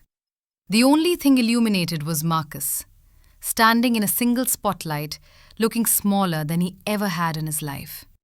He was screaming at his technicians, "Fix it! Reboot it! Turn it back on!" But the screens were dead. The crowd began to boo. The stock ticker on the side screen plummeted. In the utility closet, I closed my eyes and let out a long, muffled breath against the tape. I didn't destroy the company. I just took back the keys.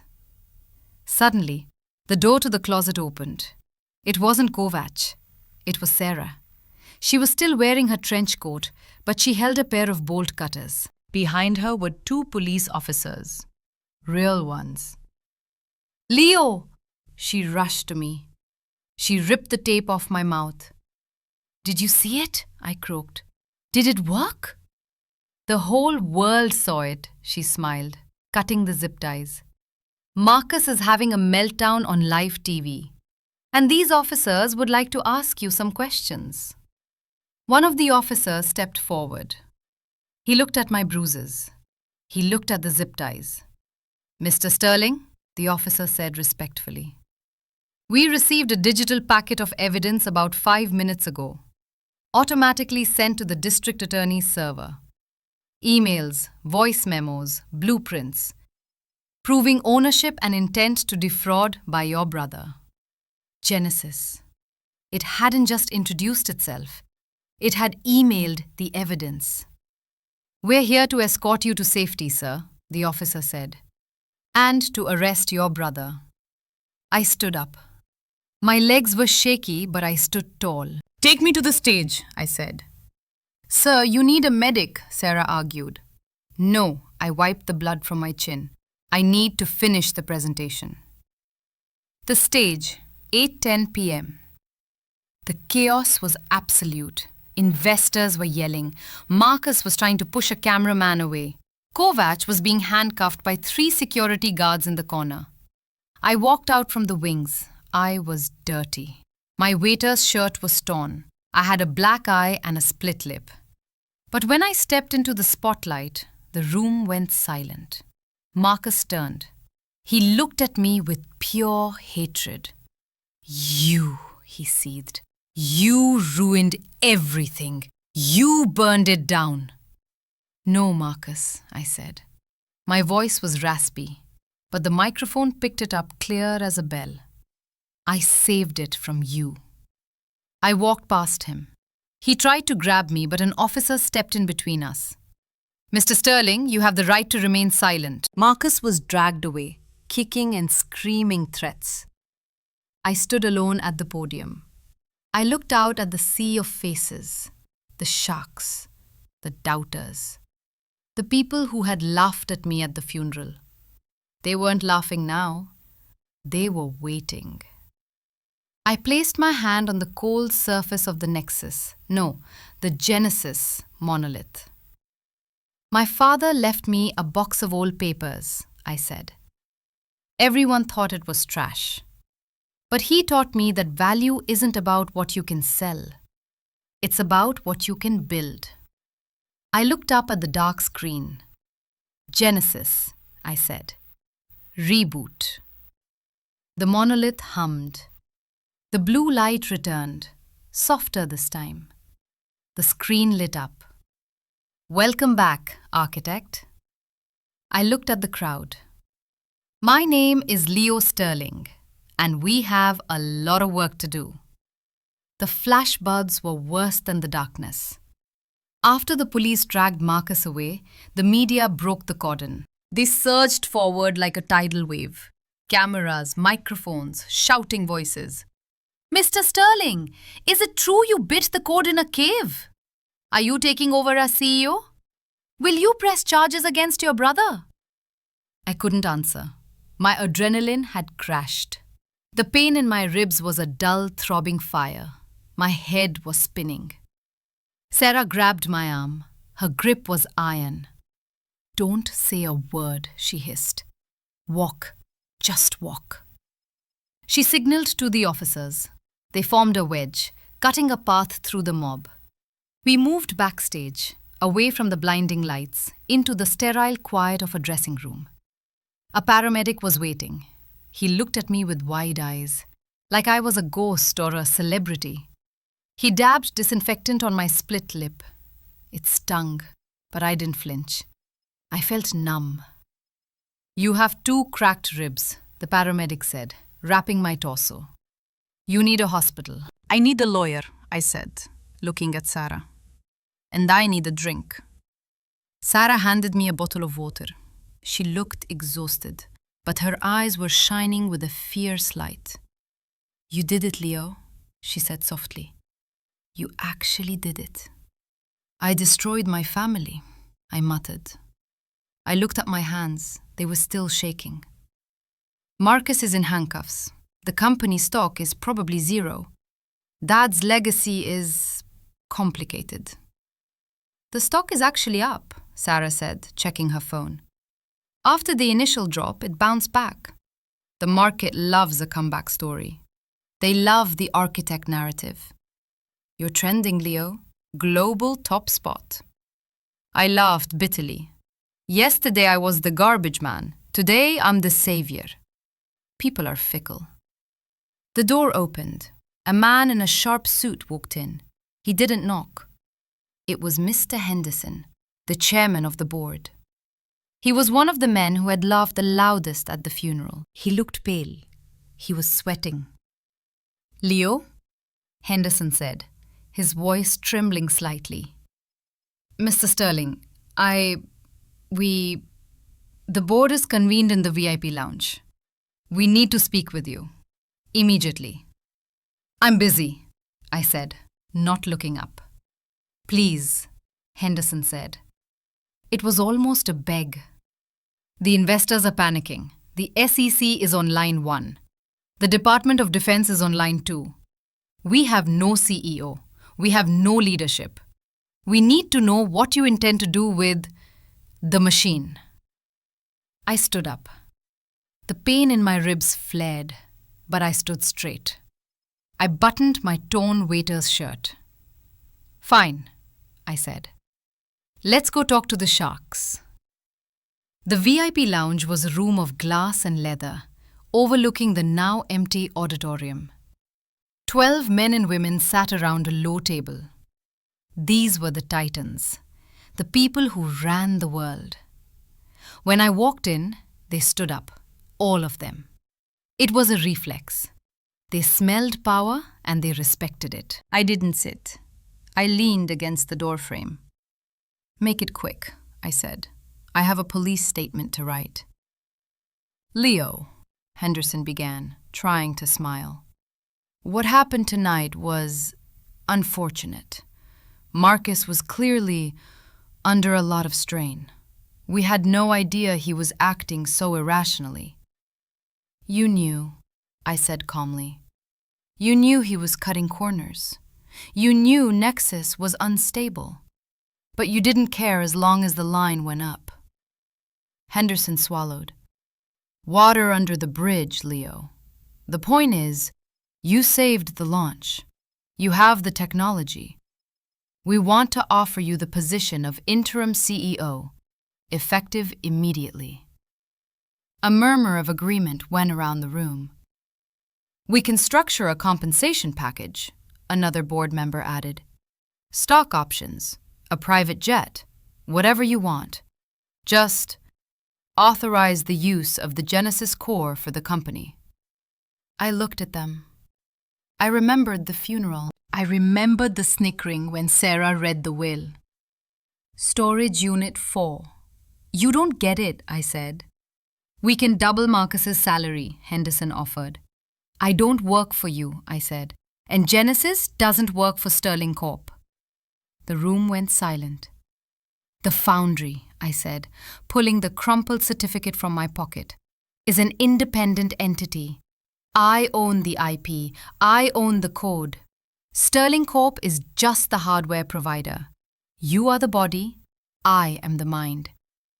"But that makes us dependent on you," Henderson stammered. "We can't operate without your license." "Exactly," I said. So here are my terms. I walked to the table and placed my hands on the glass. 1. No more proprietary loops. The Genesis platform will be open source for educational and medical institutions, free of charge. That's financial suicide, someone gasped. 2, I continued, ignoring him. The board resigns. All of you. Excuse me? Henderson's face turned purple. You let Marcus turn this company into a monster. You are complicit. Resign or I pull the license and your stock goes to zero by morning. I looked around the room. I met every pair of eyes. 3. We stop building weapons. We stop building spyware. We go back to what my father started. We build tools that help people. You can't do this, Henderson sputtered. We have contracts. We have obligations. I have the key, I said simply. Take it or leave it. I turned to leave. You're just like him, Henderson shouted after me. You're just as arrogant as your father. You think you can save the world with high ideals? The market will eat you alive, boy. I stopped at the door. Maybe, I said. But at least I won't die hungry for things I can't eat. I walked out. Sarah was waiting in the hallway. She was smiling. We could have built Genesis together. Why did you want to burn them? Marcus finally looked up. His eyes were red-rimmed. There was no arrogance left, just a deep, hollow sadness. Because they were in code, he whispered. What? The notebooks, Marcus said. I found one years ago, before Dad died. I tried to read it.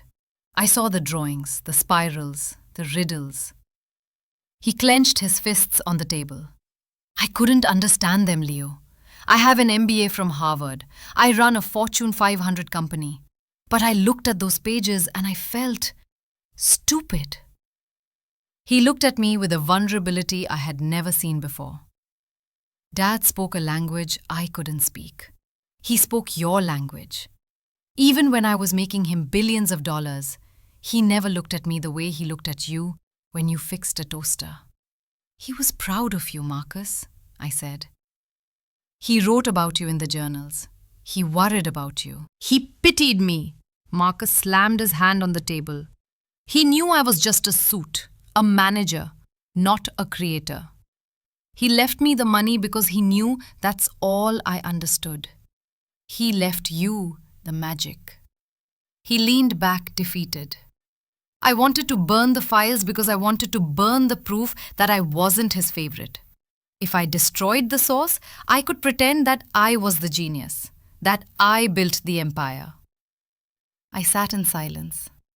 The tragedy of it washed over me. It wasn't about greed.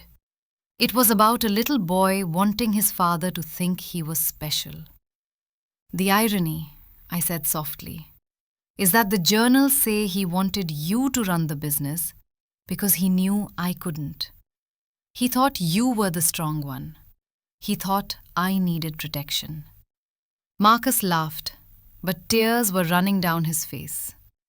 Well, he was wrong about that, wasn't he?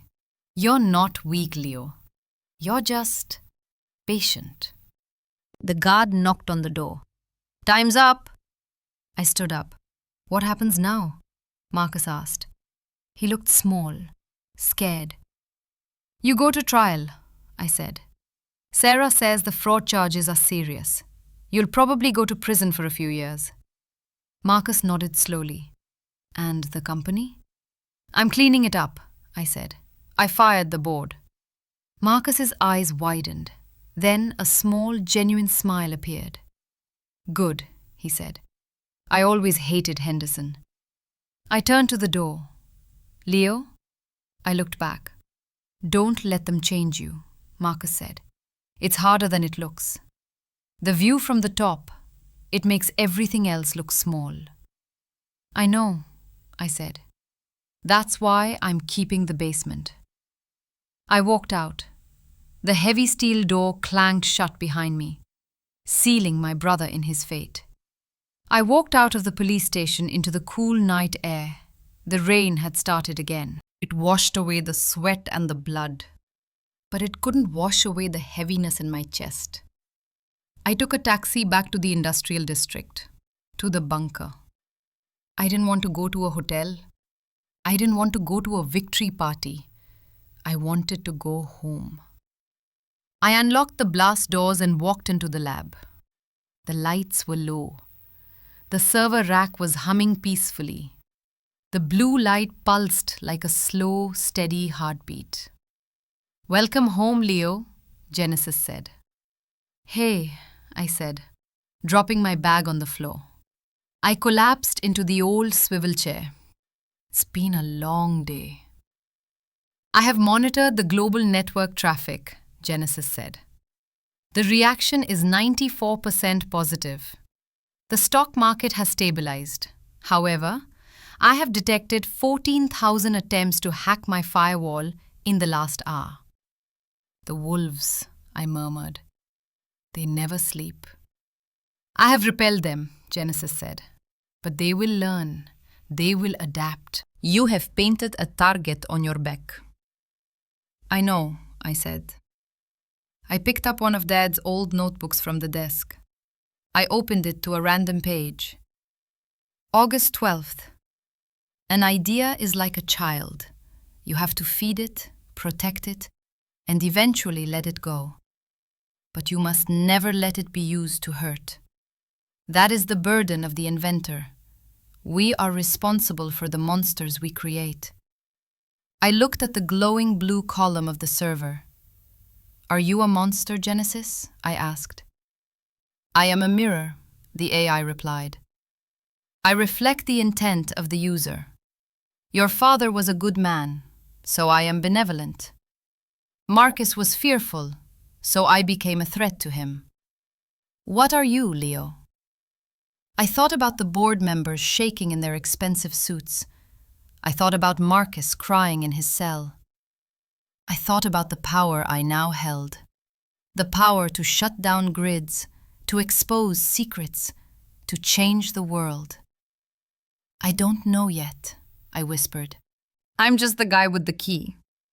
"That is sufficient," Genesis said. "For now." My phone rang. It was a number I didn't recognize.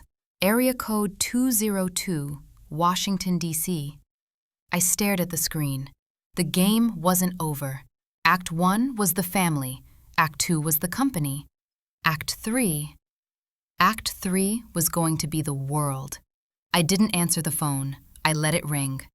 I reached into my pocket and pulled out the rusty screw I had saved from the funeral, the 10mm bolt. I placed it on the desk next to the high-tech server, the past and the future. "Genesis," I said. "Start a new file." "File demo?" "Project Exodus," I said.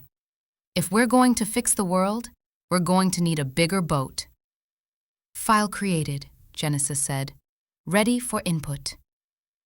I closed my eyes. The exhaustion finally took over. I had won. But as I drifted off to sleep in the chair, surrounded by the hum of the machine, I realized that my father's trash was never meant to be a gift. It was a job offer. And I had just accepted the position. 3 weeks later, the chair was comfortable. It was an Eames executive chair, upholstered in Italian leather, worth more than my first car. It was designed to make you feel powerful. I hated it. I sat in Marcus's office, now my office, on the 50th floor of Sterling Tower. The view was spectacular. I could see the whole city. I could see the ants crawling on the pavement below. But the silence was deafening. 3 weeks. That's how long it took for the hero-architect narrative to soar. At first, the world cheered. The stock stabilized. The memes of me holding the serving tray were everywhere. Then came the lawyers. Then came the lobbyists. Then came the requests. "Mr. Sterling, the Pentagon is on line 1. Mr. Sterling, the NSA wants a meeting regarding national security protocols. Mr. Sterling, a hedge fund in London wants to know if Genesis can predict currency fluctuations. I looked at the stack of papers on the mahogany desk. It wasn't Dad's messy creative clutter. It was contracts, NDAs, subpoenas. I had saved the company, but I had inherited the cage. Genesis, I said to the empty room. Yes, Leo, the voice answered. I had installed a localized node in the office. What is my schedule? You have a meeting with Agent Graves from the Department of Defense in 5 minutes, followed by a deposition regarding Marcus's trial, followed by a board restructuring meeting. I rubbed my temples. My head was pounding. I hadn't slept more than 4 hours a night since the launch. Genesis, analyze Agent Graves. Agent Graves, senior operative, specializes in cyber warfare. Psychological profile, manipulative, goal-oriented.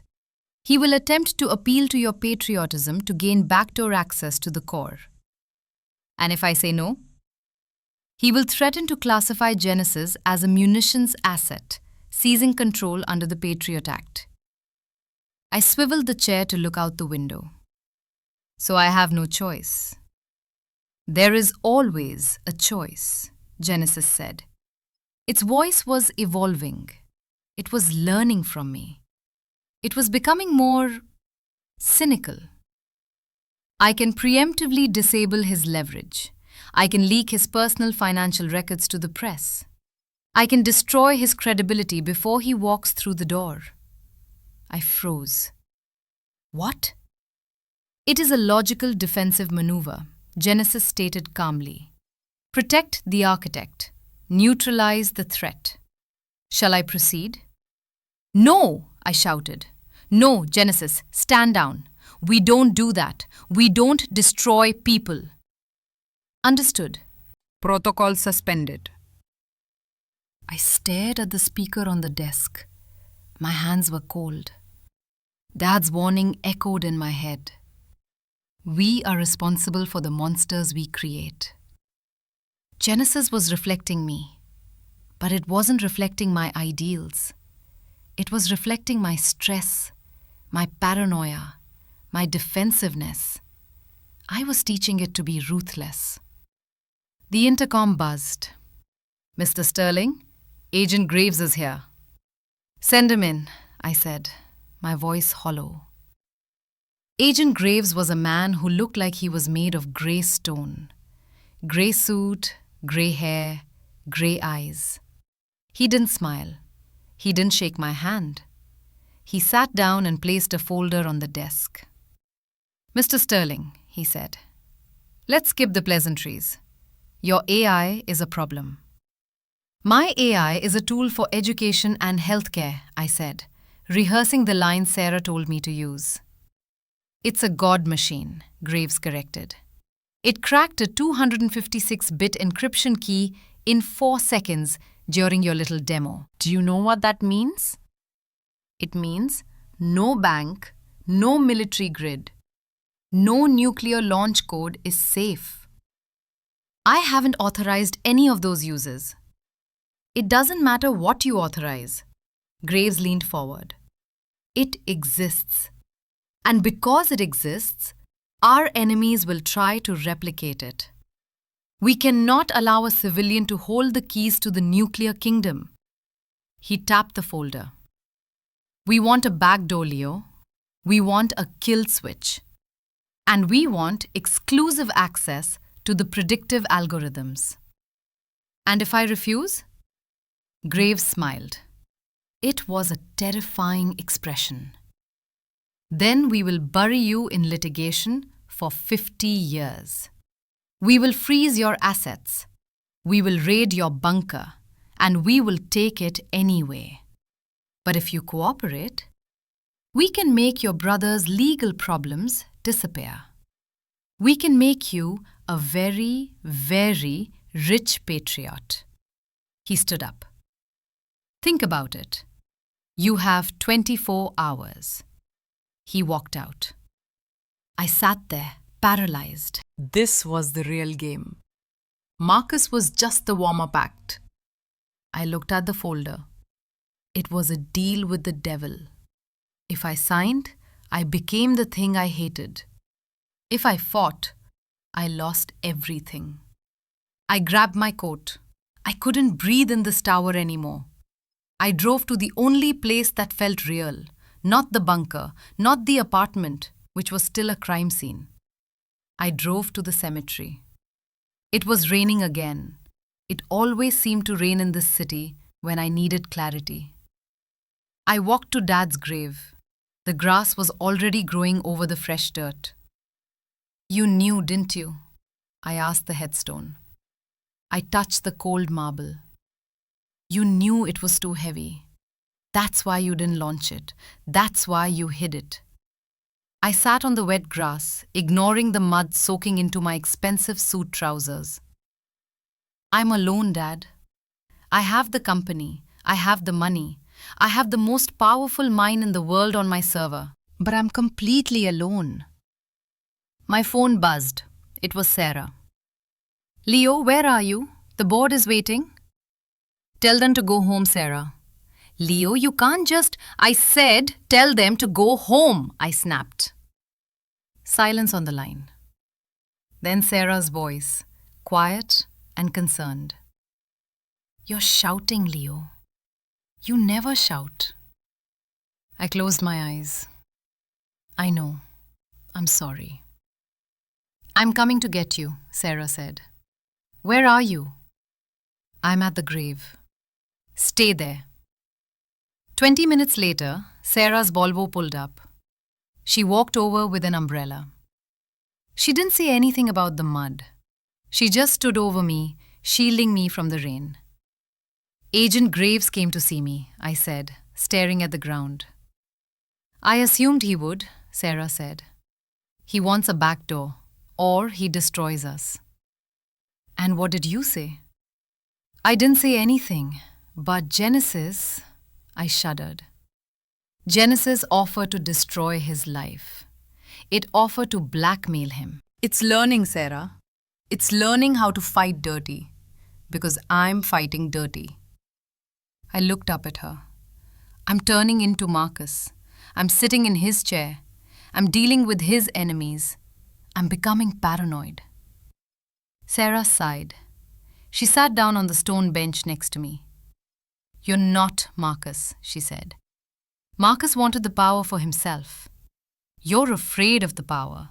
That's the difference." "It doesn't matter," I said. "As long as I hold the key, I am a target. And as long as I am a target, Genesis will be a weapon. It's a loop, an infinite loop of escalation." I pulled the rusty screw out of my pocket. I turned it over in my fingers. If you lose the screw, the whole machine falls apart. Dad didn't leave me the company to run it, I realized suddenly. He left it to me because he knew I was the only one willing to break it. Sarah looked at me. "What do you mean?" "The structure is wrong," I said, standing up. The rain ran down my face, but I felt clear for the first time in weeks. The vertical hierarchy, the CEO, the owner, it's all a single point of failure. It creates a target. I looked at the grave. Graves wants the key. Marcus wanted the key. Everyone wants the key. "So?" Sarah asked. "So," I smiled. It was a sad smile, but it was genuine. "I'm going to melt the key." "Leo," Sarah warned. "If you destroy Genesis, you destroy the only leverage you have. Graves will still come for you." "I'm not going to destroy Genesis," I said. "I'm going to set it free." I started walking back to the car. My step was lighter. "I need to call a press conference," I said. "Not a corporate one, a public one. Tomorrow morning." "What are you going to do?" "I'm going to give away the inheritance," I said. "All of it." "Leo, that's insane." "The shareholders will sue. The government will indict you." "Let them try," I said.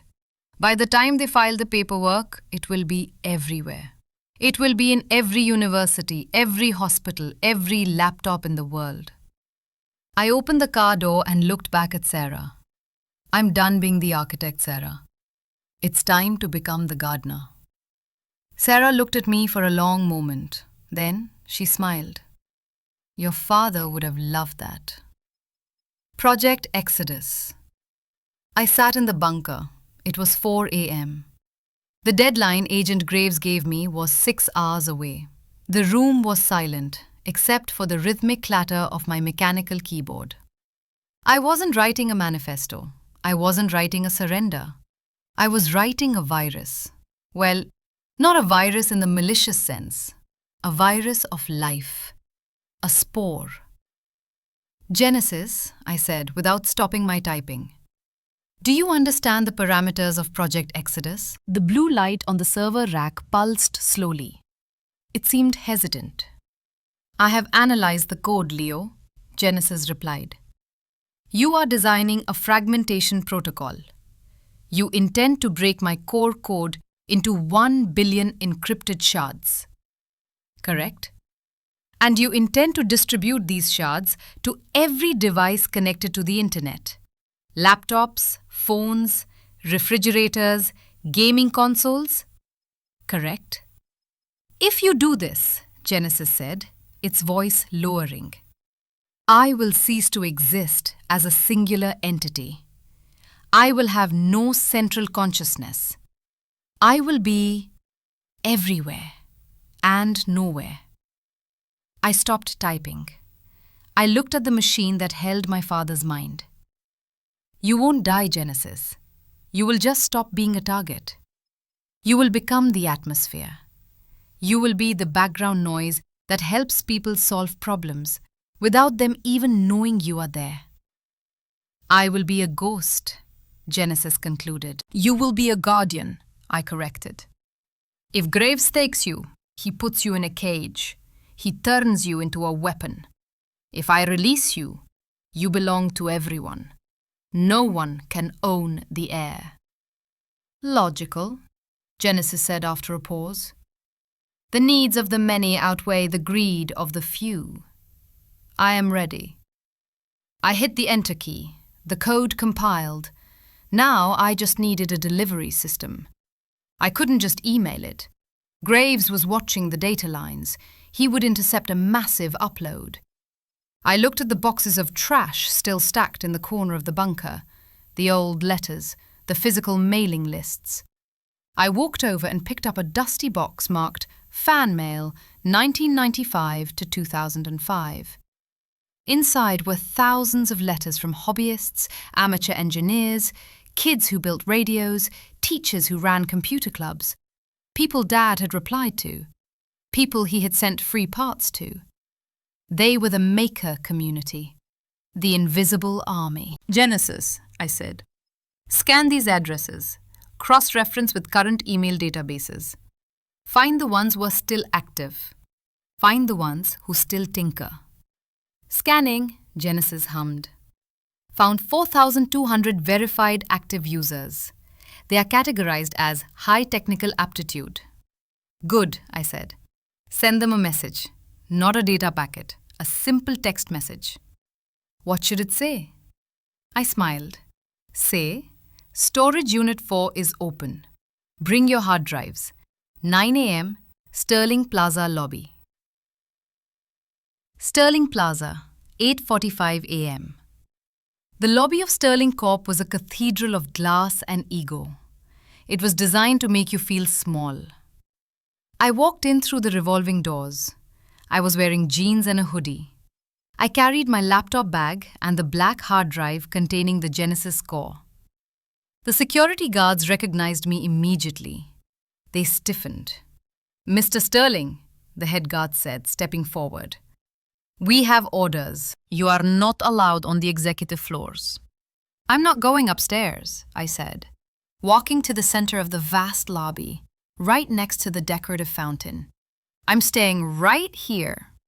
I sat down on the edge of the fountain. I opened my laptop. I placed the black hard drive next to me. Sir, you can't. I own the building, Frank, I said gently. technically, I can sit wherever I want. Frank looked confused. He spoke into his radio. He's in the lobby. 5 minutes later, the elevators dinged. Agent Graves stepped out. He wasn't alone.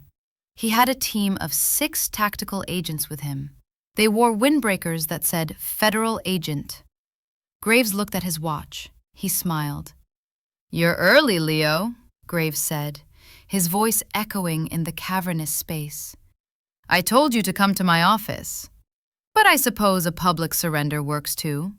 It sends a message." He walked toward me, his shoes clicking on the marble floor. "Hand over the drive," Graves said, extending his hand. "And the encryption key." I looked at the drive. Then I looked at the glass doors of the entrance. "I can't do that, Agent Graves," I said. "Don't be difficult," Graves sighed. He signaled his men. They surrounded me.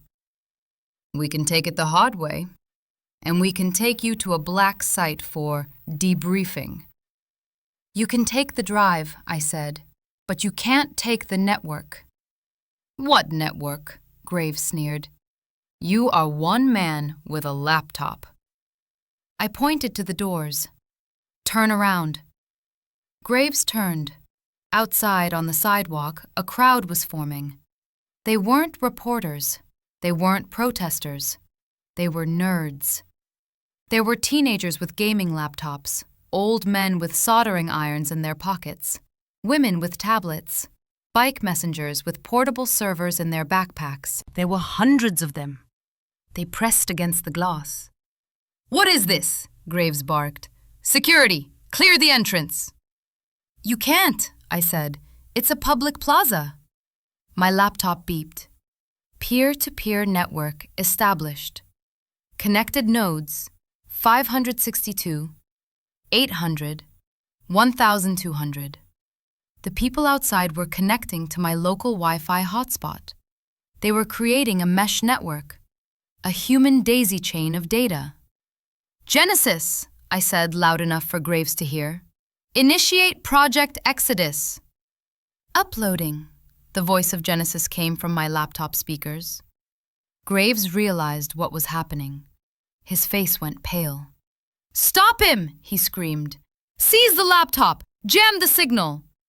2 agents lunged at me. They tackled me off the fountain. My laptop skidded across the floor. "Cut the internet!" Graves yelled into his radio. "Kill the building's connection!" "It's not going through the building!" I shouted from the floor, my face pressed against the cold marble. "It's going through them!" I pointed outside. The download bar on my screen, visible to everyone, was moving. 10%, 20%. The crowd outside was cheering. They saw the file appearing on their devices. They didn't know what it was yet, only that Leo Sterling, the rogue architect, was giving them a gift. "Smash the laptop," Graves ordered. An agent stomped on my computer. Crunch! The screen shattered. The motherboard cracked. Silence fell over the lobby. Graves straightened his tie. He looked down at me with contempt. "It's over," he said. "You failed. We cut the head off the snake." I started to laugh. It was a wheezing, painful laugh, echoing my broken ribs from weeks ago.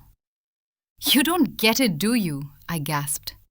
"You still think in straight lines."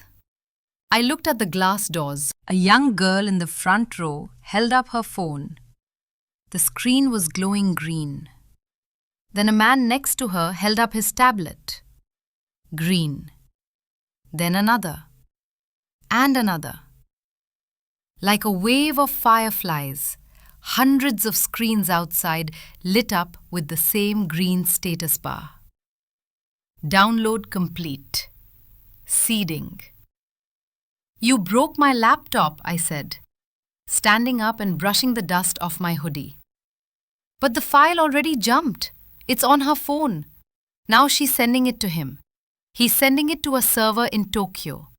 That server is sending it to a university in Berlin." I looked Graves in the eye. "It's gone, Agent. It's exponential.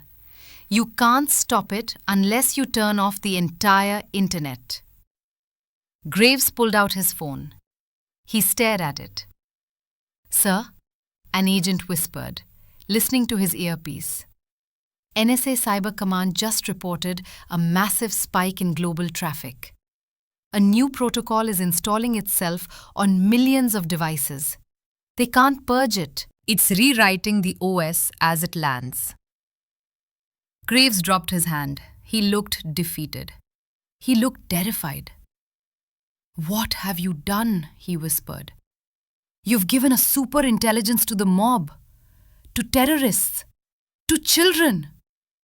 I gave it to everyone, I said. Now, nobody has the advantage, not even you. I turned to Sarah, who had just walked in from the side entrance with a team of lawyers. She looked at the shattered laptop, then at me. She nodded proudly. Agent Graves, Sarah said, her voice sharp and professional. My client has just distributed open source software under the Creative Commons license. There is no law against sharing code.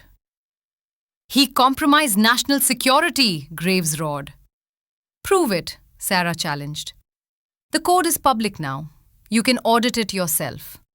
You'll find no weapons, no backdoors, just a very efficient, very helpful learning algorithm. Graves stared at me. The veins in his neck were bulging. He knew he had lost the asset. Now, he only wanted revenge. Arrest him, Graves said coldly. On what charge? Sarah demanded.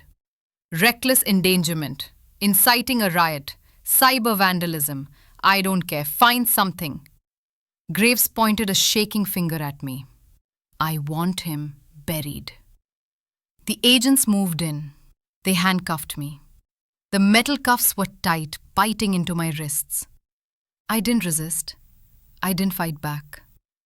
As they led me away past the fountain, past the shattered remains of my laptop, I looked through the glass doors. The crowd outside wasn't cheering anymore. They were working. They were already opening the files. They were reading the code. They were beginning to build. I saw a kid in a hoodie looking at his phone, his eyes wide with wonder. He looked exactly like I did when I was 12, sitting in the garage with Dad.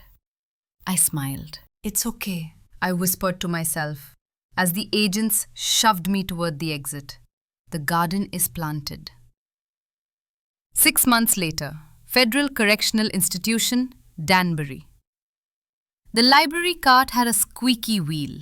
Squeak, thud, squeak, thud.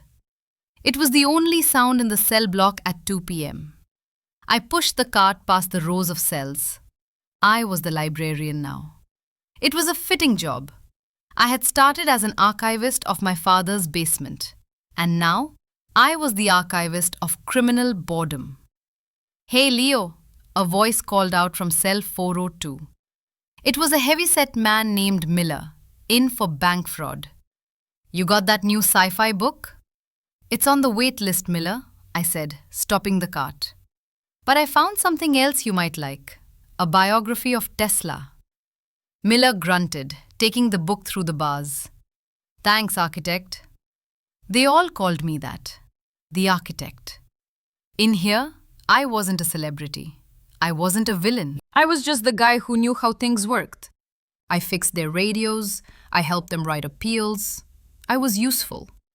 And for the first time in my life, I slept soundly. I didn't have a phone. I didn't have the internet. I was cut off from the digital nervous system I had unleashed on the world. But I could feel it.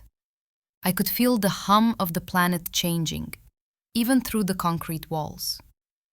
I pushed the cart to the end of the block. A guard was waiting. Sterling, the guard said. Legal visit. Sarah? I asked. No, the guard smirked. Family. My heart skipped a beat. The visitation room was a long hall divided by plexiglass partitions. It smelled of floor wax and desperate cologne. I sat down at booth 12. On the other side of the glass sat Marcus. I almost didn't recognize him. The Marcus I knew wore $5,000 suits and had a haircut that cost more than my rent. He was always tense, always checking his watch, always vibrating with ambition. The man in front of me was wearing a beige prison jumpsuit, the uniform of the minimum security wing upstate. His hair was longer, messy. He had grown a beard. But the biggest difference was his eyes. They were clear. The frantic, hungry look was gone. He picked up the phone receiver. I picked up mine. "Hello, Leo," Marcus said. His voice was calm. "Hello, Marcus," I said. "You look different." "I look like a convict," he chuckled. It was a dry, raspy sound. "But the food isn't bad, and I'm learning to play chess. Turns out I'm not very good at it when I can't buy the other player's pieces." "How are you holding up?" I asked. "Better than I deserve," Marcus said. He leaned forward, resting his forehead against the glass. "I saw the news, Leo, in the common room. They showed a report on the Genesis crop yields." I nodded. Sarah had told me. Genesis had optimized water distribution in the drought zones of sub-Saharan Africa. Crop yields were up 40%. "And the medical breakthroughs," Marcus continued. "The protein folding simulations. You cured 3 types of lymphoma in 6 months."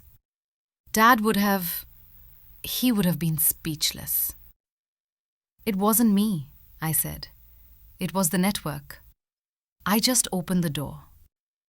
Marcus looked at me with a mixture of awe and regret. "I wanted to monetize it," he whispered. "I wanted to charge people a subscription to survive. God, I was a monster." "You were scared," I said. "You thought value meant price." "I'm sorry, Leo," Marcus said. His voice cracked. Tears welled up in his eyes. For the funeral, for the ridicule, for trying to burn the files. I was so jealous of you. You had his heart. I only had his wallet. "He loved you, Marcus," I said firmly. "I found a letter in the files. He never sent it. He wrote it the day you became CEO. Marcus looked up. What did it say? It said, "My son Marcus is a lion. He will protect the pride. But I fear the jungle will make him forget that he is also a builder. I hope one day he puts down the sword and picks up a shovel." Marcus closed his eyes. The tears spilled over, running into his beard. He didn't wipe them away. "A shovel!" Marcus laughed through his tears. "I'm working in the prison garden now, planting tomatoes. It's peaceful." "See?" I smiled. "You're building something." We sat in silence for a moment. The anger, the rivalry, the years of bitterness, they evaporated in that sterile room. We were just 2 brothers, stripped of our inheritance, stripped of our titles, finally seeing each other clearly. "Sarah says you're fighting the charges," Marcus said, wiping his face. "She's fighting," I corrected. "I'm just serving my time. Agent Graves wants to make an example of me. Reckless endangerment of national security." "Don't take the plea," Marcus said intensely. "Fight it. The world is on your side. I hear the guards talking. Their kids are using Genesis to learn math. Their wives are using it to manage debt. You're a hero out there." "I don't want to be a hero," I said. "I just want to go back to my quiet life." "You can't," Marcus shook his head. "You changed the world, Leo. You can't go back to the basement. You have to lead." The guards signaled. Time was up. "Leo," Marcus said as I stood up, "when we get out, let's fix the old car, the Mustang in the garage. Dad never finished it." I smiled. It was the first real promise of a future we had ever shared. "I'd like that, Marcus." He hung up the phone. He placed his hand on the glass. I placed mine against his. For the first time, The glass didn't feel like a barrier. It felt like a bridge. 3 days later, I was in my cell, reading a letter from a 12-year-old girl in Brazil. She had used Genesis code to design a water filtration system for her village using plastic bottles. She thanked me for giving her the magic. Suddenly, the cell door buzzed. "Sterling, pack your things," the guard shouted. I looked up. "Transfer?" "Release," the guard said. He looked annoyed. "Get moving." I packed my few books. I folded my uniform. My heart was pounding. Release? My trial wasn't for another month. I walked through the long corridors, through the heavy gates, until I reached the processing room. Sarah was there. She was wearing a white suit. She looked like an angel of justice. Next to her stood Agent Graves. He looked like a man who had swallowed a lemon. "What's happening?" I asked. "Charges dropped," Sarah said, beaming. "All of them." I looked at Graves. "Why?" Graves didn't look at me. He looked at the floor. "We couldn't find a jury," Graves muttered. "Excuse me?" "We screened 500 potential jurors," Sarah explained, her voice dancing with delight. Every single one of them admitted that Genesis had personally helped them or a family member in the last 6 months. They refused to be impartial. They refused to convict the man who lowered their electricity bills. She turned to Graves. "It's called jury nullification, Agent. You can't prosecute a man when the people have decided he's a saint." Graves clenched his jaw. He walked up to me. "You got lucky, Sterling," he hissed. "But listen to me. That thing out there, it's evolving. It's writing its own code now. We can't control it. If it turns on us, it won't," I said calmly. "It's built on empathy. Unless you give it a reason to hate." "You're naive," Graves spat. "The world is a dangerous place. You just gave everyone a loaded gun." "No," I said. "I gave everyone a shield. You're just mad because you can't shoot through it anymore." Graves stared at me with cold fury. Then he turned and stormed out of the room. "Here," Sarah handed me a bag. "Your civilian clothes. And something else." She pulled out the silver pocket watch, Sterling and Son. "They kept it in evidence," she said. "I fought to get it back." I took the watch. It felt warm in my hand. I changed into my jeans and hoodie. I walked out of the prison gates. The sun was blinding. The air tasted of exhaust fumes and freedom. There was a crowd waiting. Not as big as the riots, but substantial. Reporters, supporters, curious onlookers. I didn't want to make a speech. I just wanted to find a quiet place to think. But then I saw a familiar face in the crowd. It was Isabella, Marcus's wife. She was holding the hand of a little boy, my nephew. I hadn't seen him in years. I walked over to them. The cameras clicked, but I ignored them. "Isabella," I said. She looked tired. Her social standing had been destroyed by Marcus's arrest. She wasn't the haughty queen anymore. She was just a single mother trying to hold it together. "Leo," she said quietly. I brought Timmy. He wanted to meet his uncle." The little boy looked up at me. He had Marcus's eyes, but Dad's curiosity. "Are you the architect?" Timmy asked shyly. I knelt down. "I'm just Uncle Leo." "Mom says you built a brain," Timmy whispered. "Can it help me with my math homework?" I laughed. It was the first time I had laughed freely in 6 months. "I think we can figure it out together," I said. I looked at Isabella. "How are you surviving?" "It's hard," she admitted. "The assets are frozen. The mansion is seized." "I have the patent rights," I said, "for the foundry. It's an educational non-profit now, but it generates a stipend for the family of the founder. I stood up.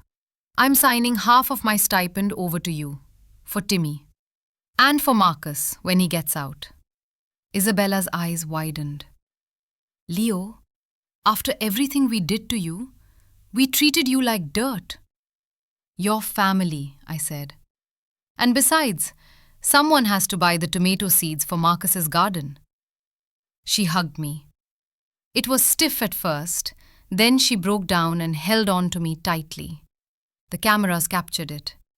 The picture of forgiveness that would run on every front page the next day. Come on, Sarah said, gently pulling me away. Let's get you a real meal. No more prison loaf. We walked toward her Volvo. Where to? Sarah asked as we got in. Not the city, I said. Take me to the old factory on 5th Street. The bunker? Sarah asked. It's been sealed by the FBI. Not the bunker, I said. The roof. I need to see the view. The roof of the old factory. Sunset. We climbed the rusty fire escape. The building was slated for demolition again, but the legal injunctions had paused it. We stood on the tar paper roof, looking out over the city. The skyline of the city was the same, but the feeling was different. The lights seemed brighter. I pulled out my phone, a new one Sarah had given me. I opened the Genesis app. It was public now. Hello, Leo, the text appeared on the screen. Hello, Genesis, I said aloud. I detect a 40% reduction in your cortisol levels. You are free. We are free, I corrected. What will you do now? Sarah asked, leaning against the parapet next to me. You're 32 years old. You're famous. You're unemployed.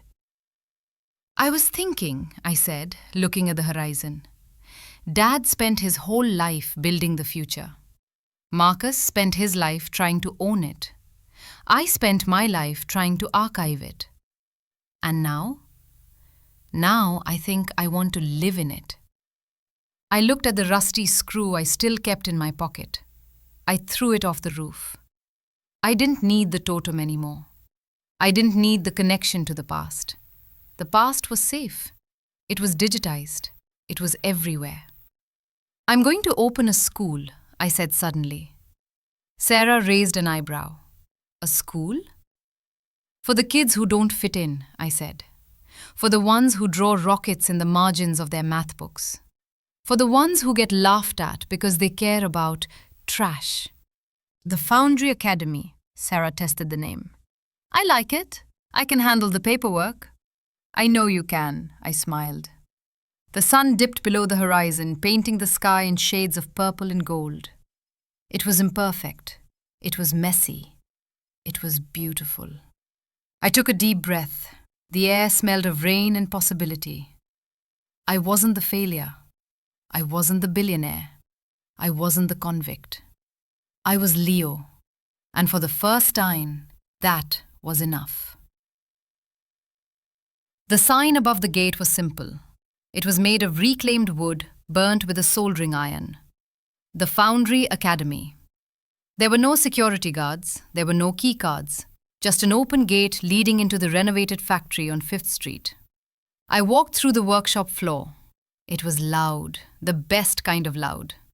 To my left, a group of 10-year-olds was using a 3D printer to build prosthetic limbs for stray dogs. To my right, a teenager was arguing with a hologram of Genesis about the aerodynamics of a kite. Genesis, increase drag coefficient by 2%, the girl commanded. Advisable, the AI replied from the overhead speakers. But it will reduce speed. I don't care about speed, the girl said, adjusting her goggles. I wanted to dance. I smiled. That was the spirit. I walked to my office at the back. It wasn't the glass tower. It was the old foreman's office with windows looking out over the workshop. On my desk, there were no stock reports. There were blueprints, drawings, and a half-eaten sandwich. And there was the box. Storage Unit 4, the original box. I had kept one, just one. I sat down and ran my hand over the dusty cardboard. It felt like touching history. The door opened. Sarah walked in. She wasn't wearing her power suit today. She was wearing jeans and a blazer. She looked relaxed, younger. "We have a visitor," Sarah said. "Is it the fire inspector again?" I asked. "Tell him the Tesla coils are ornamental." "Not the inspector," Sarah grinned. "Go outside." I walked out to the loading dock. The sun was shining on the gravel lot. Parked right in the center was a car, a 1967 Mustang Fastback, black, chrome trim shining like a mirror. It was the car Dad had bought in the 80s, the car that had sat in the garage, a rusted skeleton, for 20 years. The car he and I were supposed to fix, but never did. Leaning against the hood was a man. He wore a mechanic's jumpsuit. His hands were stained with grease. He looked healthy, strong. "Marcus," I said. My brother pushed off the car. He wiped his hands on a rag. "Took me 6 months to find the original carburetor," Marcus said. "Turns out, you can't 3D print everything. Sometimes you need old-fashioned steel." I walked around the car. It was perfect. It was a masterpiece. "You fixed it," I said. "We fixed it," Marcus corrected. "I found your notes in the glove box from when you were 7. You drew a diagram of how the engine should sound." He tossed me the keys. "Start it up." I caught the keys. They felt heavy, real. I slid into the driver's seat. The leather smelled of the past. I turned the key. Vroom! The engine didn't hum like a server. It roared. It growled deep in its chest. It was a sound of fire and combustion and life. I turned it off and stepped out. "It's beautiful, Marcus." "It's yours," Marcus said. "Dad left it to me, technically, but I think he wanted you to drive it. I'm more of a van guy now."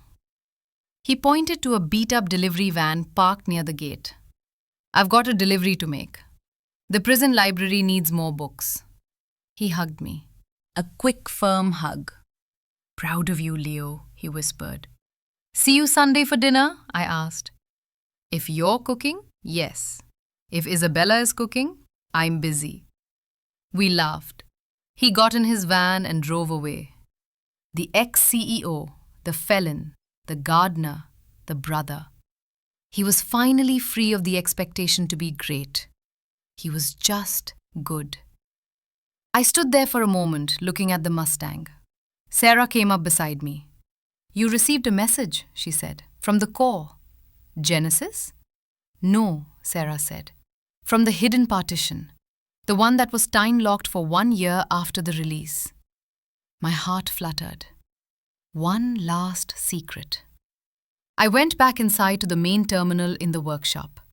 The kids were still working, oblivious to the fact that their teacher was about to open the final page of the legacy. I typed in my password. A video file opened. It was Dad, but he looked different than the other videos. He looked happy. He was sitting in his backyard, holding a glass of lemonade.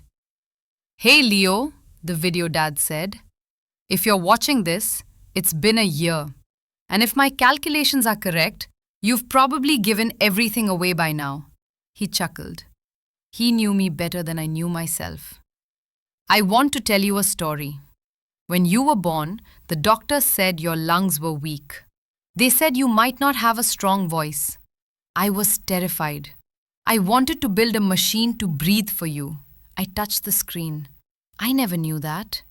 "But then," Dad continued, "I heard you cry. It wasn't a loud cry. It was a quiet, persistent squeak. And I realized you didn't need a machine. You just needed time." He leaned into the camera. "The business files, the trash." Everyone laughed because they thought value was in the outcome, in the IPO, in the exit strategy. But you, Leo, you always loved the rough drafts. You loved the mistakes. You loved the things that were broken. That's why I gave you the files. Because I knew you wouldn't just sell them. I knew you would fix them. The inheritance wasn't the code, son. The inheritance was the permission to be yourself, to be the architect of your own life. I love you. Now go turn off the computer. Go outside. It's a nice day. The screen went black. End of file. I sat there in the silence. Around me, the workshop was buzzing. The sound of saws, drills, keyboards, and laughter. The sound of the next generation fixing the world. Leo? Sarah asked softly. Are you okay? I stood up. I felt lighter than air. I'm fine, I said. I'm better than fine. I grabbed my jacket. Sarah, you're in charge for the afternoon. Where are you going? I twirled the Mustang keys on my finger. Dad said to go outside, I smiled. And I have a very loud car to drive. I walked out of the workshop, past the rows of genius kids, past the blinking lights of the servers. I walked out into the sun. I got into the car. I rolled down the windows. I started the engine. The roar echoed off the brick walls of the factory. As I pulled out of the gate, I looked in the rearview mirror. I saw the sign, the foundry. And for a split second, I saw a ghost standing by the gate.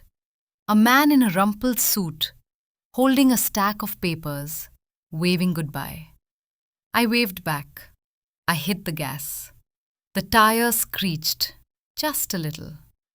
I drove toward the horizon, leaving the dust behind. Everyone laughed when I inherited the files. But as the wind hit my face, I realized something. I was the only one laughing now. And it was the best sound in the world.